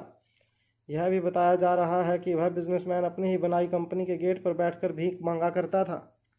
उस दिन से किंग के लिए लोगों के दिलों में दहशत और भी ज़्यादा बढ़ गई थी। उसके बाद आज तक कभी किसी ने भी किंग के साथ दुश्मनी लेने की गलती नहीं की थी। अंकुर और अक्षय कैप्टन के बगल में बनी एक स्पेशल कैबिन में चले गए, जहां कुछ लोग सैटेलाइट फ़ोन के जरिए अलग अलग देश के अलग अलग मरीन हेड क्वार्टर से संपर्क किया करते थे। अंकुर नायक ने एक सैटेलाइट फ़ोन हाथ में उठाते हुए कहा, इसी फ़ोन पर किंग इस वक्त लाइन पर मौजूद है, वह आपसे बात करना चाहते हैं। किंग का नाम सुनते ही अक्षय ने तुरंत वह सैटेलाइट फ़ोन अपने हाथ में ले लिया और अपने आप को संभालते हुए बड़ी ही पोलाइट आवाज़ में अक्षय ने फ़ोन पर कहा, हेलो किंग, कैसे हैं आप? आशा करता हूं कि आपकी तबीयत बिल्कुल ठीक है। बताइए आपने मुझे कैसे याद किया? किंग की आवाज़ सुनते ही अक्षय के हाथ पांव ठंडे पड़ने लगे थे। घबराहट भरी हुई आवाज़ में अक्षय ने किंग से कहा, बॉस, वह बात दरअसल यह है कि आयशा और मेरा काफ़ी पुराना रिश्ता है। हम दोनों इस वक्त बिल्कुल सेफ़ हैं और काफ़ी खुश हैं। एक दूसरे के साथ कुछ पुरानी बातें हैं जो हमें सॉल्व करनी बहुत ज़रूरी हैं। थोड़ा सा पर्सनल मामला है, इसलिए थोड़ा सा वक्त लग रहा है, मगर आप बिल्कुल फिक्र मत कीजिए, हम दोनों यहाँ बेहद खुश हैं। अक्षय की बात सुनने के बाद कुछ देर किंग बिल्कुल खामोश रहा। इसके बाद किंग की गहरी आवाज़ फिर से अक्षय के कानों में पड़ी। किंग ने कहा, मैं वैसे कभी अपनी कही हुई बात दोहराता नहीं हूँ, मगर आज अपनी ही कही हुई बात फिर से दोहरा रहा हूँ। जल्द से जल्द आयशा मारवा को उसके परिवार के हवाले कर दो। अगर उसे कोई खरोंच भी पहुँची तो तुम्हारा वह हश्र करूँगा कि तुम अपने आप को पहचानने के लायक नहीं रहोगे। किंग के साथ दुश्मनी लेने का क्या अंजाम हो सकता है, यह तुम्हें पता नहीं, और ऊपर वाले से दुआ करना कि तुम्हें पता भी ना चले। किंग की आवाज़ में शक्ति सुनकर अक्षय के हाथ कांपने लगे थे, मगर किसी तरह हिम्मत जुटाकर अक्षय ने किंग से पूछा, किंग, मैं आपके साथ दुश्मनी लेने के बारे में सोच भी नहीं सकता, बल्कि मैं तो हमेशा ही आपका गुलाम बनकर रहना चाहता हूँ। मगर क्या मैं पूछ सकता हूँ कि आखिर आपका आयशा के साथ रिश्ता क्या है? अक्षय ने जैसे ही यह सवाल पूछा, किंग ने पलट कर जवाब देते हुए कहा, आयशा मेरी करीबी रिश्तेदार है। यूँ समझ लेना, अगर उसे तुमने एक खरोंच भी पहुंचाई तो वह जख्म सीधा मेरे सीने पर लगेगा। किंग की यह बात सुनकर अक्षय हैरान हो गया। उसे समझ में नहीं आ रहा था कि दुनिया का इतना बड़ा और ताकतवर आदमी आयशा के बारे में इतनी वकालत क्यों कर रहा था। अब तक अक्षय वह इतना तो समझ चुका था कि रोहित और मारवा परिवार के साथ किंग के काफ़ी अच्छे संबंध है, मगर क्या वह संबंध आयशा की वजह से थे या किंग के साथ मारवा खानदान के संबंधों की वजह कुछ और थी? यह बात अक्षय वर्मा समझ नहीं पा रहा था। सैटेलाइट कॉल डिस्कनेक्ट होने के बाद कुछ देर तक अक्षय वहीं खड़ा फटी हुई आंखों से सैटेलाइट फ़ोन को देखता रहा। उसे समझ नहीं आ रहा था कि इतना पावरफुल आदमी अगर आयशा के साथ खड़ा था तो फिर आयशा रोहित की किडनैपिंग के बाद अक्षय से मदद मांगने क्यों आई थी। अगर उस वक्त उसने किंग से मदद मांगी होती तो किंग दुनिया के किसी भी कोने से रोहित को ढूंढ कर वापस घर ले आता। अपने बगल में खड़े अंकुर की ओर देखकर अक्षय ने कहा, मेरे समझ में नहीं आ रहा है कि किंग अचानक इस मामले को इतना सीरियसली क्यों लेने लगा है। तुम एक काम करो, अपने सारे आदमियों को बस अब एक ही काम में लगा दो। मैं किसी भी कीमत पर जल्द से जल्द यह जानना चाहता हूँ कि आखिर आयशा का किंग के साथ क्या संबंध है। अपने बॉस का ऑर्डर मिलते ही अंकुर ने अपने मोबाइल फ़ोन से अपने आदमियों को कांटेक्ट कर लिया। अंकुर और अक्षय वर्मा दोनों उस कैबिन से बाहर निकल गए। अक्षय के चेहरे की परेशानी देखकर अंकुर ने पूछा, क्या हमें अभी भी आयशा मैडम को बंदी बनाकर रखना चाहिए? जैसे ही अंकुर ने यह बात कही, अक्षय वर्मा ने गुस्से से अंकुर का कॉलर पकड़ लिया और कहा, मैंने उसे बंदी नहीं बनाया है, मैंने उसे आज़ाद किया है। बंदी तो वह पिछले कई सालों से मारवा खानदान के साथ थी, और अब वक्त आ गया है कि वह उन जंजीरों को तोड़कर हमेशा हमेशा के लिए मेरे पास आ जाए। पता नहीं है किंग हम दोनों के प्यार में कांटा बनकर क्यों खड़ा है। वहाँ फ़ोन डिस्कनेक्ट करने के बाद रोहित मारवा हाउस के अपनी प्राइवेट ऑफिस में बैठकर काफ़ी देर तक सैटेलाइट फ़ोन को देखता रहा। रोहित ने अक्षय को धमका तो दिया था, मगर वह अच्छी तरह से जानता था कि अक्षय एक सनकी पागल था। वह अपने साथ साथ आयशा को भी नुकसान पहुंचा सकता था। रोहित बस किसी भी तरह आयशा को जल्द से जल्द मारवा हाउस वापस ले आना चाहता था। हालांकि रोहित यह बात भी जानता था कि अक्षय आयशा को बहुत प्यार करता था। अगर उसे आयशा को नुकसान पहुंचाना ही होता तो वह इतने साल इंतजार नहीं करता। अक्षय खुद भी काफ़ी ताकतवर आदमी था। उसके कॉन्टैक्ट और उसके पावर को इस्तेमाल करके वह आयशा को बहुत पहले ही नुकसान पहुंचा चुका होता, मगर उसने ऐसा नहीं किया था। इसका मतलब साफ था कि वह आयशा का प्यार पाना चाहता था, ना कि उसे मारकर अपना बदला पूरा करना चाहता था। जब रोहित ये सब कुछ सोच रहा था तभी अचानक चिराग हाथ में एक फाइल लिए कमरे के अंदर दाखिल हुआ। चिराग ने प्राइवेट ऑफिस के अंदर आते ही ऑफिस का दरवाज़ा बंद कर लिया और रोहित के पास जाकर धीमी आवाज़ में कहा, बॉस, हमें पता चल चुका है कि आयशा मैडम इस वक्त कहाँ हैं। चिराग की बात सुनते ही रोहित अपनी जगह से खड़ा हो गया। चिराग ने अपनी बात आगे बढ़ाते हुए कहा, हमने पता किया है कि अक्षय ने कुछ दिन पहले एक क्रूज़ की सारी टिकट बुक करवाई थी। उस क्रूज़ पर और कोई पैसेंजर ट्रैवल नहीं कर रहा था सिवाय अक्षय वर्मा के। वो सिर्फ गुजरात के पोरबंदर से 3 दिन पहले रवाना हुई थी बिना किसी पैसेंजर के। मुझे पूरा यकीन है कि आयशा भी इस वक्त उसी क्रूज़ पर अक्षय के साथ मौजूद हैं। इससे पहले कि रोहित चिराग से यह कहता कि अपने आदमियों को भेजकर वह उस क्रूज़ पर अटैक करवा दे, चिराग ने रोहित से कहा, बॉस, दरअसल बात यह है कि वह क्रूज़ इंटरनेशनल बॉर्डर क्रॉस कर चुकी है और इस वक्त अफ्रीका के छोटे मोटे देशों के इर्द गिर्द चक्कर लगा रही है। हम चाहकर भी आयशा मैडम की कोई मदद नहीं कर सकते। आप तो जानते हैं अफ्रीकी देशों में इस वक्त किस तरह के हालात हैं। अगर हमने बिना सोचे समझे उनके मैरीटाइम बॉर्डर में जाकर अटैक किया तो यह मामला काफ़ी बिगड़ सकता है। रोहित ने इस बात का जवाब देते हुए कहा, हाँ, मैं जानता हूँ। मारवा खानदान के लिए ऐसा करना खतरे से खाली नहीं। गवर्नमेंट से लेकर इंटरनेशनल ऑर्गेनाइजेशंस भी इसमें इन्वॉल्व हो सकते हैं, मगर किंग के लिए कोई भी काम इम्पॉसिबल नहीं है। अगर मैं रोहित मारवा बनकर अपनी माँ को नहीं बचा सकता तो किंग बनकर अपनी माँ को बचा लूँगा, मगर किसी भी हालत में मैं अक्षय के चंगुल से अपनी माँ को बचा कर रहूँगा। तुम अपने आदमियों से कह दो कि वह हमले की तैयारी कर लें। रोहित की बात सुनकर चिराग के होश उड़ गए। वह समझ नहीं पा रहा था कि वह रोहित को ऐसा ना करने के लिए किस तरह समझाए। चिराग अच्छी तरह से जानता था कि इस तरह की लड़ाई देखते ही देखते कितनी बड़ी वॉर में बदल सकती थी। रोहित की बात सुनते ही चिराग ने अपनी आवाज़ धीमी करते हुए रोहित को समझाते हुए कहा, देखो बॉस, मैं इस वक्त आपके इमोशन समझ सकता हूँ, मगर इस वक्त इंटरनेशनल बॉर्डर पर इस तरह से जहाज़ पर हमला करना ठीक नहीं होगा। इसमें काफ़ी सारी कॉम्प्लिकेशंस हैं। एक तो यह कि अगर हमने ऐसा किया तो सबको यह पता चल जाएगा कि दरअसल रोहित मारवा ही द किंग है, और अगर ऐसा हो गया तो आप तो जानते ही हैं कि कितनी बड़ी मुसीबत खड़ी हो सकती है। दूसरा यह कि अगर हमने ऐसा किया तो ना सिर्फ हमारे देश की सरकार बल्कि कई और देशों की सरकारें हमारे खिलाफ हो जाएंगी। और तीसरी और सबसे ज़रूरी बात यह है कि इस वक्त वह जहाज़ पूरी तरह से अक्षय वर्मा के कब्ज़े में है। अक्षय के आदमी उस जहाज़ पर अपना कब्जा बनाए हुए हैं। अगर किसी भी तरह इस जंग में वह लोग हमारे सामने जीत जाते हैं तो आने वाले वक्त में इंपीरियल ग्रुप का लीडर द खुद अक्षय बन जाएगा, और अगर ऐसा हो गया तो फिर उसे हराना नामुमकिन हो जाएगा। हमें इस वक्त जोश से नहीं होश से काम लेना होगा। रहा सवाल आयशा मैडम का, तो उस जहाज़ पर हमारा एक इन्फॉर्मेंट मौजूद है। हमारे उस इन्फॉर्मेंट ने मुझे कांटेक्ट करके यह बताया है कि आयशा मैडम बिल्कुल ठीक हैं, उनकी जान पर कोई खतरा नहीं है। हमारा इन्फॉर्मेंट हर वक्त हमारे साथ कांटेक्ट बनाकर रखेगा। जब भी उसे मौका मिलेगा वो शिप की सारी इन्फॉर्मेशंस हमें दे देगा।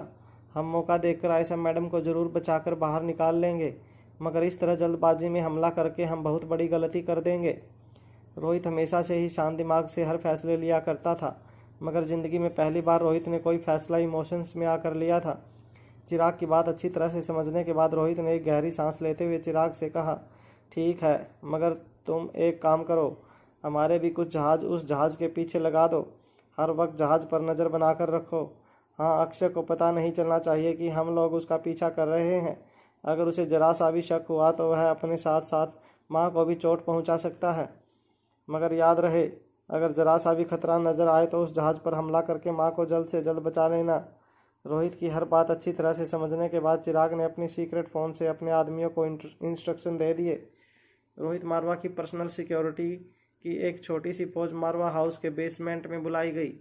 रोहित के पर्सनल सिक्योरिटी में शामिल कई लोग कमांडो ट्रेनिंग ले चुके थे। उन सबको अच्छी तरह से इंस्ट्रक्शंस देने के बाद एक हेलीकॉप्टर में उस टीम को मारवा हाउस से रवाना कर दिया गया। सब लोगों के चले जाने के बाद रोहित अपनी कैबिन में बैठा काफ़ी देर तक कुछ सोचता रहा। चिराग ने रोहित के पास आकर कहा, सर, आप फिक्र मत कीजिए, आयशा मैडम बहुत जल्द सही सलामत आपके सामने होंगी। तभी रोहित ने अपना एक हाथ अपने सर पर रखते हुए चिराग से कहा, मैं तुम्हें अभी एक बैंक का लोकेशन भेज रहा हूँ। यह बैंक दिल्ली में ही है। इस बैंक के आसपास भी कुछ लोग लगा दो। मुझे उस बैंक को पूरी तरह से सिक्योर करना है। यूँ समझ लो कि अगले कुछ दिनों तक उस बैंक की सिक्योरिटी हमारा जिम्मा है।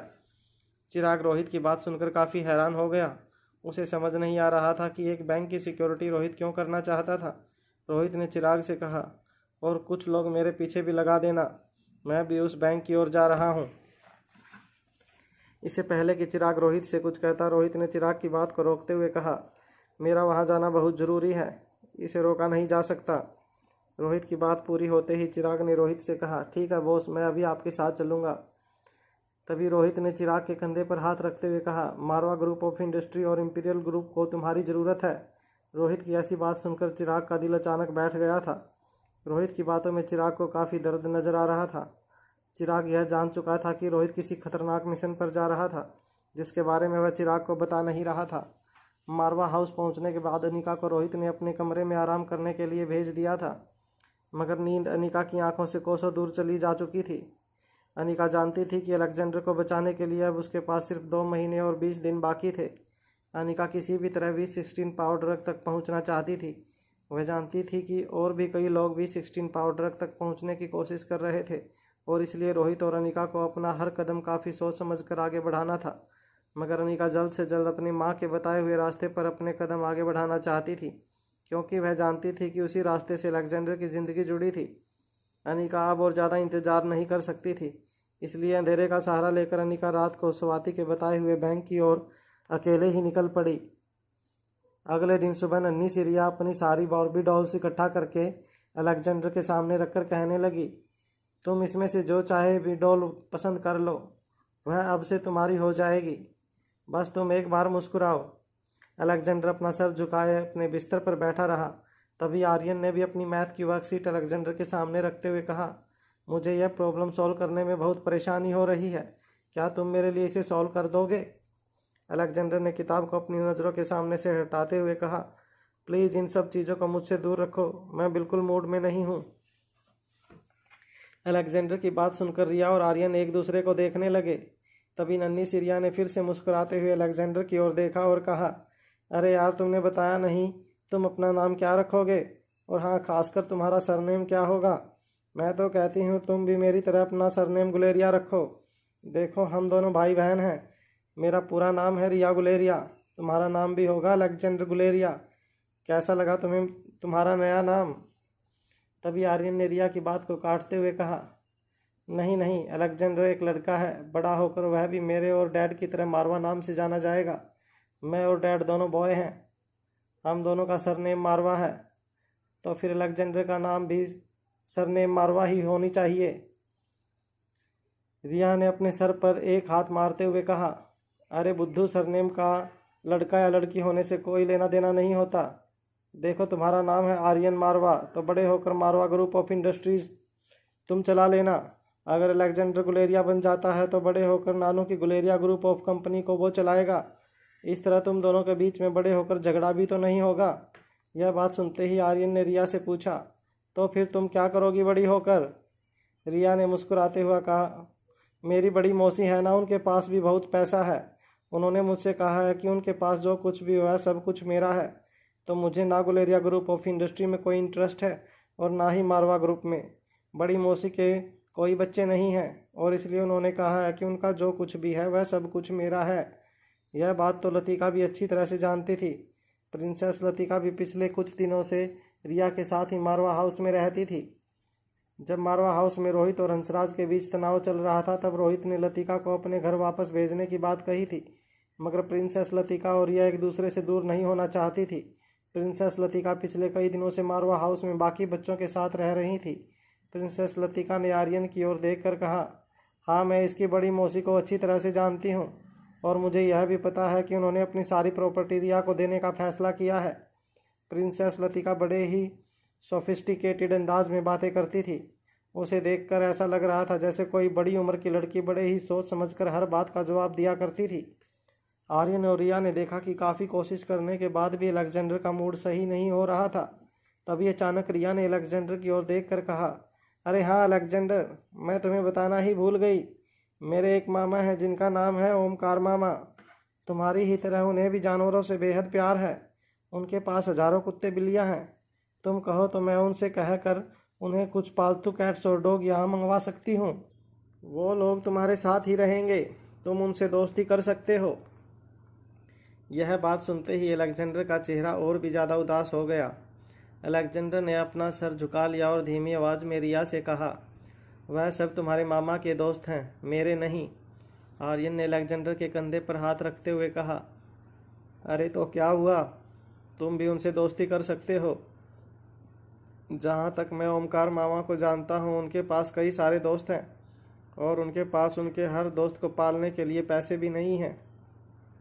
अगर हम उनके कुछ दोस्तों को हमारे घर बुला लें तो उन्हें भी बहुत खुशी होगी। रिया ने भी आर्यन की बात को आगे बढ़ाते हुए कहा, हाँ मैं तो उनके काफ़ी दोस्तों से मिली भी हूँ, बड़े मज़ेदार हैं उनके दोस्त। अलग अलग आवाज़ें निकालती हुई बिल्लियाँ हैं उनके पास और छोटे से लेकर बड़े डॉग्स, अलग अलग रंग के, जिन्हें देखते ही उनसे प्यार हो जाए। रिया की बात पूरी होते ही अलेक्जेंडर ने कहा, मगर उनमें से कोई रेनबो तो नहीं है ना। रेनबो का नाम सुनते ही कमरे में मौजूद सारे बच्चे काफ़ी मायूस हो गए। रेनबो अलेक्जेंडर के उस कुत्ते का नाम था जो सुबह अपनी आखिरी सांस ले चुका था। रेनबो के गुजर जाने के बाद बच्चों ने रेनबो को मारवा हाउस के पीछे वाले गार्डन में दफना दिया था। एक एक करके अलेक्जेंडर के सारे दोस्त उससे बिछड़ते जा रहे थे। रेनबो अलेक्जेंडर का सबसे खूबसूरत पालतू डॉग था। रेनबो का नाम उसके रंग को देखकर रखा गया था। रेनबो की पूंछ, उसके सर के बाल, उसकी आंखों के बाल, उसके पैरों के बाल का रंग अलग अलग था और इसलिए अलेक्जेंडर उसे रेनबो कहकर पुकारता था। रेनबो की उम्र काफ़ी छोटी थी मगर वह देखने में काफ़ी तंदुरुस्त था। अलेक्जेंडर अपने हर दोस्त की तरह रेनबो से भी बहुत प्यार करता था। अलेक्जेंडर अब अपने दोस्तों से बिछड़ने का आदी हो चुका था, मगर हर गुजरते दोस्त के साथ साथ अलेक्जेंडर का दिल जैसे पत्थर का बनता जा रहा था। अलेक्जेंडर घंटों तक मारवा हाउस के पीछे वाले गार्डन में जाकर अपने मरे हुए दोस्तों के बीच बैठा रहता। अलेक्जेंडर के हर दोस्त को मरने के बाद उसी गार्डन में दफनाया जाता था। धीरे धीरे वह गार्डन कम और कब्रिस्तान ज़्यादा नजर आने लगा था। अनिका जब देर शाम को घर लौटी तो तीनों बच्चे अनिका को देखकर काफ़ी इमोशनल हो गए। अनिका कुछ देर के लिए बच्चों के साथ बैठकर बातें करती रही। अलेक्जेंडर के साथ जो जो हुआ था, जब वह सारी बातें अनिका को पता चली तो अनिका का दिल काफ़ी भारी महसूस होने लगा था, मगर किसी तरह अपने चेहरे पर मुस्कान बनाकर अनिका बच्चों के साथ बातें करती रही। रात को बच्चे अनिका के साथ उसके कमरे में सोने के लिए चले आए थे। सबसे पहले रिया सोई। अनिका तीनों बच्चों को धीमी धीमी थपकियां देकर सुलाने की कोशिश कर रही थी, मगर काफ़ी कोशिशों के बाद भी अनिका ने देखा कि अलेक्जेंडर और आर्यन सो नहीं रहे थे। आर्यन लगातार अनिका को देखता रहा था। आर्यन को देखकर अनिका यह समझ चुकी थी कि आर्यन जानता था कि जैसे ही आर्यन सो जाएगा अनिका फिर से गायब हो जाएगी। आर्यन जान चुका था कि अनिका किसी बेहद इंपॉर्टेंट काम में बिजी रहती थी, मगर सालों बाद मिली अपनी माँ को जब आर्यन एक पल के लिए भी अपनी नज़रों से दूर नहीं होने दे सकता था। अलेक्जेंडर की आंखें भी खुली थी। ऐसा लग रहा था जैसे अलेक्जेंडर खुली आंखों से किसी को देखने की कोशिश कर रहा था, मगर वह उसे दिखाई नहीं दे रहा था। कुछ देर बाद आर्यन और अलेक्जेंडर दोनों की आंख लग गई। बच्चों के सोते ही अनिका कमरे से बाहर निकलकर रोहित को मिलने के लिए जाने लगी। तभी अचानक अलेक्जेंडर की आवाज़ अनिका के कानों पर पड़ी, जिससे अनिका के होश उड़ गए। अलेक्जेंडर नींद में बातें करते हुए कह रहा था, रेनबो, क्या ज़मीन के नीचे की मिट्टी काफ़ी गीली है? तुम्हें वहाँ सोने में कोई परेशानी तो नहीं होगी? अलेक्जेंडर नींद में अपने दोस्त रेनबो से बातें करते हुए कह रहा था, रेनबो, मुझे बताओ ना, तुम्हें वहाँ नीचे कैसा लग रहा है? ज़मीन के ऊपर तो काफ़ी तेज़ी से दौड़ते थे, अब वहाँ पिछले कई घंटों से तुम एक ही जगह पर लेटे हो। तुम्हें अंदर बोर तो नहीं हो रहा? मुझे बताओ ना रेनबो, तुम्हें इस वक्त क्या महसूस हो रहा है? क्या मौत के बाद भी कोई ज़िंदगी होती है? अगर तुम्हें इस सवाल का जवाब मिल चुका है तो मुझे भी बताओ। अपने 6 साल के छोटे बेटे के मुंह से ऐसी बातें सुनकर अनिका का दिल पूरी तरह से टूट चुका था। अनिका अपने आंसुओं को रोक नहीं पा रही थी। अनिका अच्छी तरह से जानती थी कि यह वक्त आंसू बहाने का नहीं था, बल्कि जल्द से जल्द अलेक्जेंडर को बचाने के लिए अनिका को कुछ ठोस कदम उठाने होंगे। स्वाति ने जो क्लू छोड़े थे वो कहाँ छुपे हैं, यह बात अब अनिका को अच्छी तरह से जान चुकी थी। बस अब अनिका को उस बैंक के सेफ डिपॉजिट लॉकर की ओर अपने कदम आगे बढ़ाने थे। रोहित और अनिका ने मनाली से वापस लौटते वक्त यह डिसाइड किया था कि वह कुछ दिन तक बिल्कुल चुपचाप बिना कोई कदम उठाए सही वक्त का इंतजार करेंगे। रोहित और अनिका दोनों जानते थे कि उनके दुश्मन उन पर नज़र बनाए हुए थे, मगर अलेक्जेंडर की दिमागी हालत अब दिन ब दिन बिगड़ती जा रही थी। अनिका जान चुकी थी कि धीरे धीरे अलेक्जेंडर मौत के मुंह की ओर आगे बढ़ रहा था। अलेक्जेंडर की हालत देखी नहीं जा रही थी। अनिका वैसे तो काफ़ी होशियार और सतर्क रहने वाले लोगों में से थी, मगर अलेक्जेंडर के प्रति इमोशंस ने अनिका को पूरी तरह से तोड़ कर रख दिया था। अनिका ज़्यादा देर तक इंतजार नहीं कर सकती थी, इसलिए बिना रोहित को बताए अनिका ने खुद ही अकेले बैंक जाने का फैसला किया। पूरी तरह से काले कपड़ों में अपने आप को ढक लिया और मुंह पर एक काला मास्क और काले हुडी जैकेट को सर पर ओढ़कर अनिका मारवा हाउस से निकल गई। अनिका जानती थी कि इस वक्त कार में जाना खतरे से खाली नहीं हो सकता था। अनिका अच्छी तरह से जानती थी कि उसकी कार का पीछा किया जा सकता था, इसलिए रात के अंधेरे का फ़ायदा उठाकर अनिका चुपके से बिना किसी की नज़रों में आए मारवा हाउस के पीछे वाली दीवार कूदकर जंगल के रास्तों से होती हुई हाईवे की ओर आगे बढ़ने लगी। जंगलों से गुजरते हुए भी अनिका काफ़ी सतर्क थी। अनिका ने कदम कदम पर इस बात की तसल्ली कर ली थी कि कोई उसका पीछा नहीं कर रहा था। आधे घंटे बाद जंगलों के खतरनाक रास्तों से होते हुए अनिका मेन रोड पर पहुंची। अनिका ने अपने सर पर जैकेट की टोपी पहन रखी थी और अनिका के चेहरे पर एक काला मास्क था। अनिका ने एक लंबा काला जैकेट और काली जीन्स के साथ साथ काले जूते पहन रखे थे। यह कहना बहुत मुश्किल था कि मास्क के पीछे का चेहरा किसी लड़की का था या लड़के का। अनिका को इस तरह पहचान पाना बेहद मुश्किल था। अनिका अपने कदम आगे बढ़ाने लगी। वो जानती थी कि बैंक की लोकेशन पर चलकर पहुंचने के लिए उसे लगभग 1.5 घंटा लगने वाला था, मगर अपने कदमों की रफ्तार आगे बढ़ाकर अनिका ने 1.5 घंटे का रास्ता लगभग 50 मिनट में पूरा कर लिया। बैंक के पास पहुंचते ही अनिका ने एक जगह रुककर इस बात की तसल्ली कर ली कि कोई उसका पीछा नहीं कर रहा था।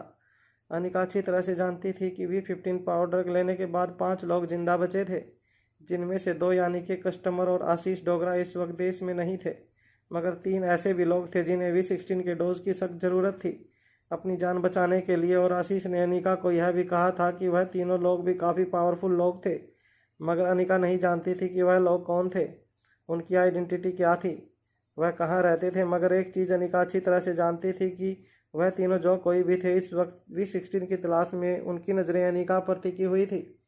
उन तीनों की अगर अपनी जान बचानी थी तो V16 पाउडर तक पहुंचना उनके लिए बेहद ज़रूरी था। अनिका ने देखा कि बैंक काफ़ी पुरानी सी दिखने वाली एक गवर्नमेंट बैंक थी। एक लोखंड की जाली वाला दरवाज़ा पूरी तरह से बंद था, जिस पर एक बड़ा सा ताला लगाया गया था। बैंक के बाहर 3 सिक्योरिटी ऑफिसर बंदूक के साथ बैंक की हिफाजत कर रहे थे। वह तीनों बारी बारी बैंक के आसपास चक्कर लगाकर अपनी ड्यूटी कर रहे थे। अनिका जानती थी कि बैंक के अंदर घुसना उसके लिए बेहद मुश्किल होने वाला था। अगर वह कोई मॉडर्न बैंक होती तो अनिका उस बैंक का सिस्टम हैक करके उसके सिक्योरिटी गेट्स आसानी से खोल सकती थी, मगर यह पुराने ज़माने की बैंक थी जो अभी भी अपनी सिक्योरिटी मैनुअली हैंडल करती थी।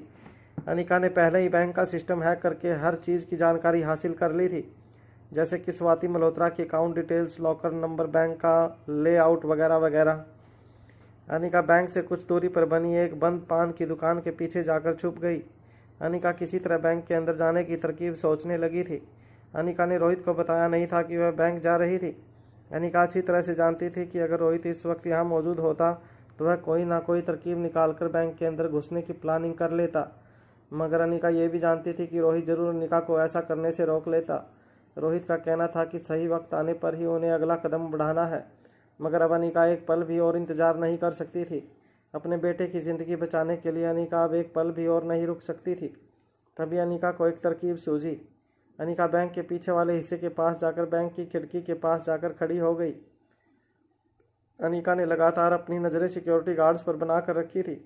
तीनों गार्ड बैंक के मेन गेट पर आग जलाकर उसके आसपास बैठ गए। जब अनिका को लगा कि तीनों सिक्योरिटी गार्ड अपनी अपनी बातों में बिजी हो गए थे तो बड़े ही आराम से अनिका ने बिना आवाज़ किए बैंक के पीछे वाली खिड़की खोलने की कोशिश की। बैंक काफ़ी पुराने ज़माने की थी, बैंक की खिड़कियाँ भी काफ़ी पुरानी थी। अनिका जानती थी अगर खिड़की के शीशे का टूटने की आवाज़ सिक्योरिटी गार्ड के कानों पर पड़ी तो उन्हें शक हो सकता था। इसलिए एक कपड़े की मदद से अनिका ने जंग लगी खिड़की को धीरे से खोला।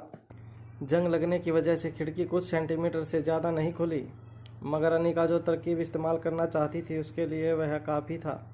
अनिका ने एक छोटा सा पत्थर उठाया और उस खिड़की की ओपनिंग से अपनी उंगली पर पत्थर रखकर उंगली को जोर से पीछे खींचते हुए अनिका ने उस पत्थर को पूरी ताकत से बैंक के अंदर फेंका और वह पत्थर बैंक के अंदर किसी कांच की बनी चीज़ पर लगा और वह कांच की चीज़ ज़मीन पर गिरते ही बैंक के अंदर से एक ज़ोर की आवाज़ आई। जैसे ही बैंक के अंदर से आवाज़ आई सारे सिक्योरिटी गार्ड्स अचानक अलर्ट हो गए। वह तीनों सिक्योरिटी गार्ड्स हैरानी से एक दूसरे को देखने लगे।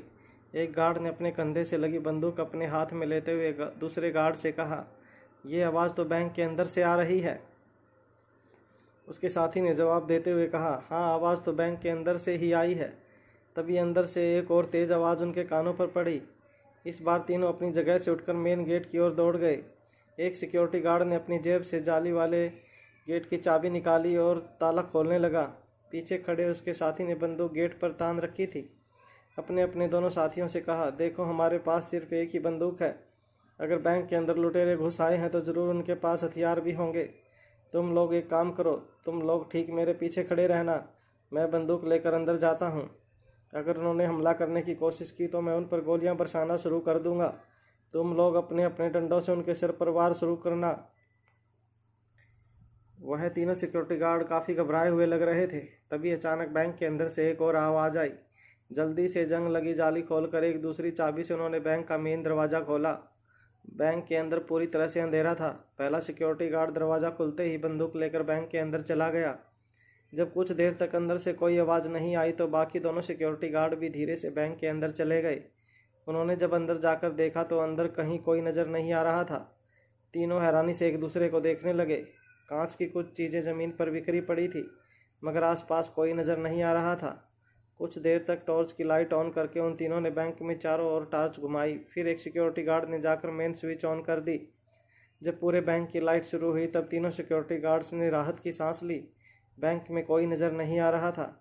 ज़मीन पर बिखरे कांच के टुकड़ों को समेटते हुए एक सिक्योरिटी गार्ड ने कहा, अरे भाई, हम लोग एक बात भूल रहे हैं।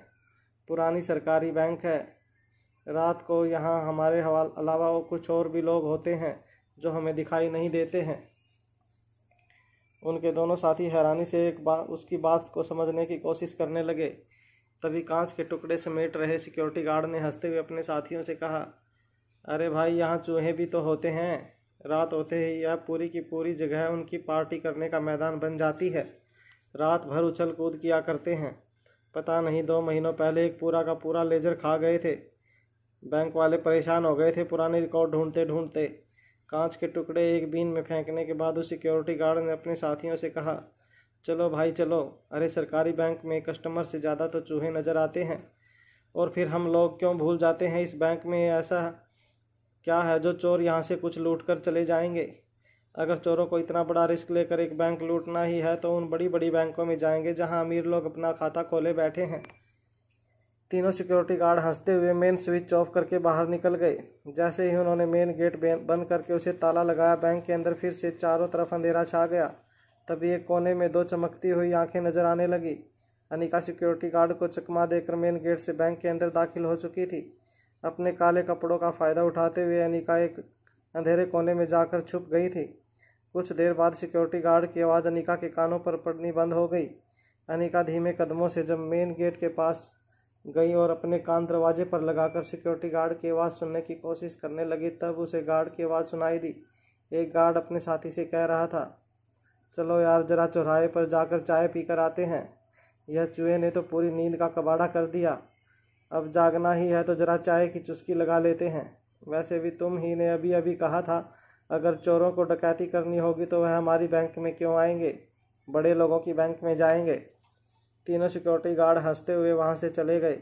अनिका जानती थी कि अब कम से कम 10-15 मिनट के लिए वह गार्ड्स वापस नहीं लौटने वाले थे।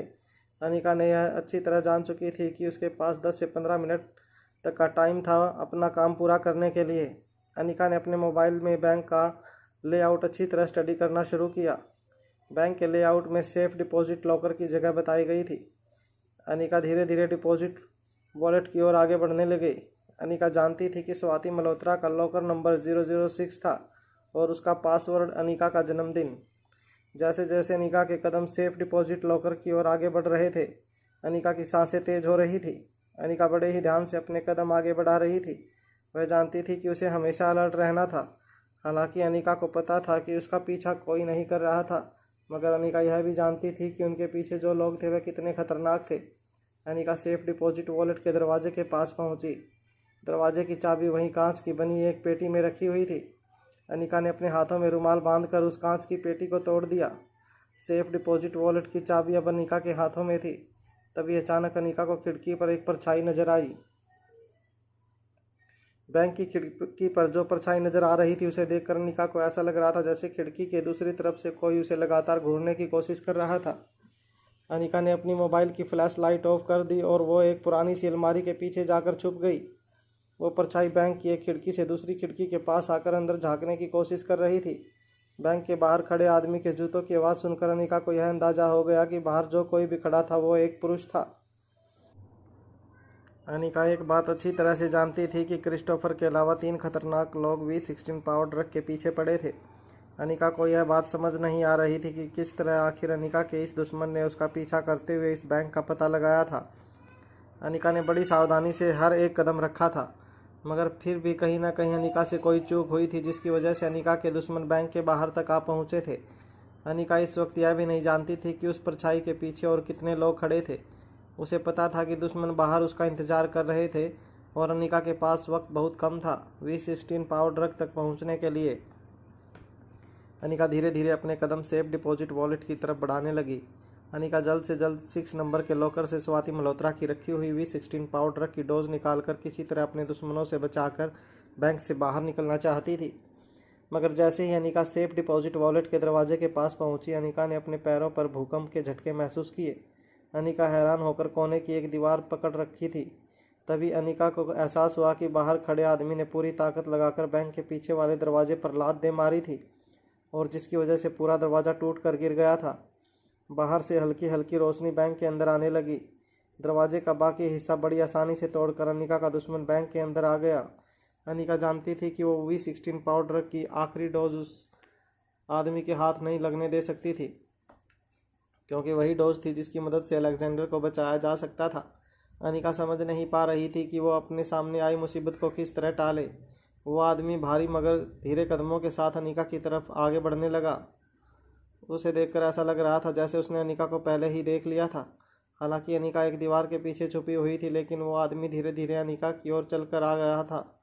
दीवार के ठीक सामने लगे आईने में अनिका को वो आदमी अपनी ओर चलकर आते हुए दिख रहा था। उस आदमी ने भी अनिका की तरह ही ठीक काले कपड़े पहने हुए थे। उसके सर पर एक काली हैट थी और उसके चेहरे पर एक काला नकाब था। देखने में वो आदमी काफ़ी ताकतवर नजर आ रहा था। अनिका अच्छी तरह से जान चुकी थी कि उस आदमी ने अनिका को देख लिया था। हालांकि अनिका ने भी अपने चेहरे पर मास्क लगा कर रखा था और काले कपड़े पहने हुए थे, लेकिन वह जान चुकी थी कि अब छुपने का कोई फ़ायदा नहीं था। अनिका को उस आदमी को हराकर V16 पावर ड्रग हासिल करना था। वह अभी यह भी नहीं जानती थी कि वो आदमी अकेला था या उसके साथी भी मौजूद थे, लेकिन अनिका के पास लड़ने के अलावा कोई और चारा नहीं बचा था। अनिका को अपनी फाइटिंग स्किल्स पर पूरा भरोसा था। अपने बेटे अलेक्जेंडर की जान बचाने के लिए अनिका इस समय 100 आदमियों से भी लड़ने के लिए तैयार थी। अनिका उस आदमी पर अटैक करने ही वाली थी कि तभी उस आदमी की गहरी आवाज़ अनिका के कानों पर पड़ी। उस आदमी ने कहा, अब छुपने का कोई फ़ायदा नहीं है, मेरे सामने आ जाओ और चुपचाप उस V16 पावर ड्रग को मेरे हवाले कर दो। उस आदमी ने अपनी बात आगे बढ़ाते हुए कहा, तुम जैसी खूबसूरत लड़की से मैं लड़ना नहीं चाहता, इसलिए भलाई इसी में होगी कि तुम चुपचाप बिना लड़े मेरी बात मान जाओ और V16 पावर ड्रग मेरे हवाले कर दो। उस आदमी के बोलने की आवाज़ और स्टाइल से यह पता चल रहा था कि वो आदमी इस देश का नहीं था। अनिका ने भी कड़क आवाज़ में जवाब दिया, ठीक है तो फिर अगर तुम्हें V16 पावर ड्रग हासिल करना है तो मेरे भी एक छोटी सी एक शर्त है, तुम्हें मुझसे लड़ना होगा। यह कहते हुए अनिका उस कोने से बाहर आकर ठीक उस आदमी के सामने आकर खड़ी हो गई। इससे पहले कि अनिका का दुश्मन उसे कुछ कह पाता, अनिका ने तेज़ी से उस आदमी पर वार कर दिया। मगर अनिका यह देखकर हैरान हो गई कि उसका वो वार खाली गया था। अनिका ने जितनी तेज़ी से उस आदमी पर वार किया था, उससे दुगनी तेज़ी से उस आदमी ने अपना बचाव कर लिया था। अनिका की फाइटिंग स्किल्स अच्छी थी। अनिका आज तक कई फाइटर्स के साथ लड़ी थी, मगर इससे तेज़ डिफेंस अनिका ने अपनी ज़िंदगी में पहले कभी नहीं देखा था। मगर इसके बावजूद भी अनिका बिना रुके लगातार उस आदमी पर एक के बाद एक वार कर रही थी। वो आदमी भी तेज़ी से अपना बचाव कर रहा था। फिर अचानक उस आदमी ने अनिका को गर्दन से पकड़ लिया और हवा में उछलकर ज़मीन पर पटक दिया। हालांकि इस बार अनिका को चोट बहुत ज़्यादा लगी थी, लेकिन अनिका ने अपने आप को संभालते हुए फिर से अपनी फाइटिंग पोजीशन बना ली। उस आदमी के ताकतवर और तेज़ मूवमेंट्स देखकर अनिका समझ चुकी थी कि इसे हराना इतना आसान नहीं होने वाला था। अनिका के चेहरे पर अब परेशानी साफ नज़र आने लगी थी। तभी उस आदमी ने अपने दोनों हाथ कमर पर रखते हुए अनिका से कहा, क्या हुआ, हैरान हो मेरी ताकत देखकर? चलो मैं तुम्हें अभी बता देता हूँ कि यह ताकत मैंने खुद कल्टीवेट की है और तुम अच्छी तरह से जानती हो कि कैसे मुझे यह ताकत मिली है। मैं तुम्हें इतना बता दूं कि इस समय मेरे शरीर में 100 हाथियों का ज़मीन पर पटकने की ताकत है। इसलिए तुम्हें मुझे हराने के बारे में भूलना होगा और बेहतर यही होगा कि तुम चुपचाप वो V16 पावर ड्रग मेरे हवाले कर दो। अनिका भी अब अच्छी तरह से यह बात जान चुकी थी कि इस आदमी को हराना इतना आसान नहीं होने वाला था। उसने सोच लिया था कि उसे अब बस किसी तरह अपने दुश्मन से बचकर बैंक से बाहर निकलना था। यह सोचते ही अनिका के दिमाग में एक और ख्याल आया। अनिका को पता था कि उसका दुश्मन यह नहीं जानता था कि स्वाति मल्होत्रा ने कौन से सिक्योरिटी लॉकर में V16 पाउडर ड्रग छुपाया है। लॉकर नंबर सिर्फ अनिका जानती थी, मगर अपने दुश्मन की ताकत देखकर अनिका अब समझ चुकी थी कि वो आदमी हर सिक्योरिटी लॉकर को तोड़कर किसी भी तरह V16 पाउडर को हासिल करके रहेगा। इसलिए लड़कर अपने दुश्मन को हराने के अलावा अनिका के पास और कोई चारा नहीं था। यह सोचते हुए अनिका जैसे ही अपने दुश्मन पर वार करने के लिए अपने पैरों पर खड़ी हुई, तभी अनिका को अपने चेहरे पर एक जोरदार मुक्का महसूस हुआ। उस मुक्के में इतनी ताकत थी कि अनिका फिर से ज़मीन पर जाकर गिर गई। अनिका को अब यकीन हो गया था कि उसका दुश्मन एक बहुत खतरनाक और पावरफुल इंसान था। अनिका काफ़ी स्ट्रॉन्ग और बाकी लड़कियों से ज़्यादा काफ़ी शक्तिशाली थी, इसलिए वह उसके मुक्के को सहन कर गई। अगर अनिका की जगह और किसी लड़की को इतनी ज़ोर से इस आदमी ने मुक्का मारा होता तो वह अपना दम तोड़ देती। उस आदमी ने फिर से अनिका को कंधे से पकड़कर अपने पैरों पर खड़ा किया और लगातार अनिका को पेट पर और चेहरे पर मुक्के मारता रहा। उस आदमी के अंदर इतनी ताकत थी कि अनिका कुछ देर के लिए सांस लेना भी भूल चुकी थी। उसके हर मुक्के में अनिका के लिए काफ़ी ज़्यादा नफरत थी। जब अनिका ने अपने दुश्मन की आंखों में आंखें डालकर पहली बार देखा तो उसे नज़र आया कि उस आदमी के अंदर अनिका के लिए बेहद नफरत भरी थी। वो एक के बाद एक लगातार अनिका पर मुक्के बरसा रहा था। फिर आखिरकार उसने एक मुक्का इतनी जोर का मारा कि अनिका कुछ फीट दूर जाकर ठीक सिक्योरिटी डिपॉजिट वॉलेट के बाहर जाकर गिर गई। अनिका को अब अच्छी तरह से एहसास हो चुका था कि वह ज़्यादा देर तक इस आदमी से फाइट नहीं कर पाएगी। उस आदमी के आगे अनिका का जीतना लगभग नामुमकिन था। तभी अनिका धीरे से उठकर लाइट जलाने के लिए अपना हाथ स्विच बोर्ड की तरफ बढ़ाने लगी। ठीक उसी समय उस आदमी ने ज़ोर से अनिका के हाथ पर अपनी लात दे मारी। लात का फोर्स इतना ज़्यादा था कि अनिका को लगा कि उसका हाथ उसके शरीर से अलग होकर नीचे गिर जाएगा। अनिका को पता था कि उसे सिर्फ कुछ और देर उस आदमी के साथ अपनी फ़ाइट जारी रखनी थी, क्योंकि कुछ ही देर में सिक्योरिटी गार्ड्स वापस आने वाले थे जिनके पास गन्स मौजूद थी। अनिका यह भी जानती थी कि सिक्योरिटी गार्ड्स के आने तक अगर अनिका किसी तरह अपने दुश्मन को रोकने में कामयाब हो जाती है या फिर लड़ते लड़ते अगर अनिका अपना दम भी तोड़ देती है तो उसकी जगह रोहित किसी भी तरह स्वाति मल्होत्रा के बताए लॉकर से V16 पाउडर ड्रग को निकालकर अलेक्जेंडर को बचा लेगा। मगर इस वक्त अनिका को अपने दुश्मन को V16 पाउडर ड्रग को हासिल करने से रोकना था, चाहे उसके लिए अनिका को अपनी जान ही क्यों ना देनी पड़े। इतना लड़ने के बाद अनिका को अपने पूरे शरीर में दर्द महसूस हो रहा था। उसे पता नहीं चल रहा था कि वह किस तरह से अपने पावरफुल आदमी को रोक कर रखे। अपने दुश्मन की आंखों में खुद के लिए नफरत देखकर अनिका ने धीमी आवाज़ में पूछा, क्या हुआ? आखिर इतनी नफरत क्यों करते हो तुम मुझसे? क्या हम पहले कभी मिल चुके हैं? अनिका की यह बात सुनते ही उस आदमी ने गहरी आवाज़ में कहा, बकवास बंद करो। मैं जानता हूँ कि तुम क्या करने की कोशिश कर रही हो। यह मत भूलो कि मेरे शरीर के साथ साथ मेरा दिमाग भी काफ़ी पावरफुल हो चुका है। तुम मेरे सामने कुछ भी नहीं हो। मेरी ताकत के आगे तुम्हें सर झुकाना ही होगा। सीधी तरह से वो V16 पाउडर ड्रग मेरे हवाले कर दो। अगर तुम्हें अपनी ज़िंदगी से थोड़ा भी प्यार है तो मेरी बात मान जाओ, वरना तुम्हारी क्या हालत होगी यह तुम सोच भी नहीं सकती। मेरी ताकत के आगे आज तुम्हें अपना सर झुकाना होगा और कल पूरी दुनिया मेरी ताकत के आगे सर झुकाएगी। बहुत जल्द मैं इस दुनिया का सबसे ताकतवर इंसान बनने वाला हूँ।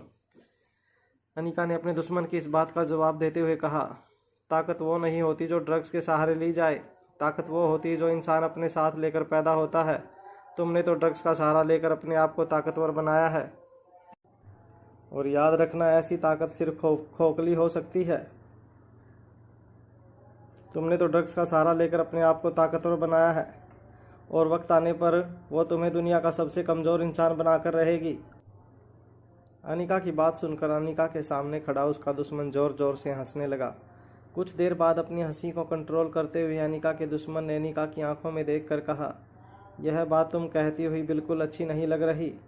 जिस लड़की ने खुद ड्रग्स की वजह से अपना नाम, अपनी इज्जत और अपनी शोहरत बनाई हो, वो लड़की आज मुझे ज्ञान दे रही है कि मुझे क्या करना चाहिए और क्या नहीं। यह मत भूलो कि तुम भी उसी ड्रग की वजह से आम लोगों के मुकाबले ज़्यादा ताकतवर हो। अगर तुम्हें वो ड्रग नहीं मिला होता तो तुम अब तक दम तोड़ चुकी होती। अनिका जानती थी कि यह बात सही थी कि स्वाति ने बचपन में उसे कुछ मात्रा में उसे पाउडर ड्रग की एक डोज दी थी, मगर यह नहीं कहा जा सकता था कि उसने सिर्फ और सिर्फ पाउडर ड्रग की मदद से ज़िंदगी में सब कुछ हासिल किया था। अनिका जानती थी कि इस वक्त इस आदमी से लड़ने का कोई फ़ायदा नहीं था। इसलिए उसे बातों में उलझाकर अनिका कुछ वक्त बर्बाद करने की कोशिश कर रही थी।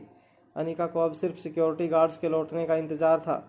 कुछ सोचकर अनिका ने अपने दुश्मन की आंखों में आंखें डालकर पूछा, अच्छा तो तुम मुझे यह बताओ कि तुम मुझसे इतनी नफरत क्यों करते हो? आखिर क्या बिगाड़ा है मैंने तुम्हारा? अनिका की यह बात सुनकर अचानक ही वो आदमी गुस्से से तिलमिला गया।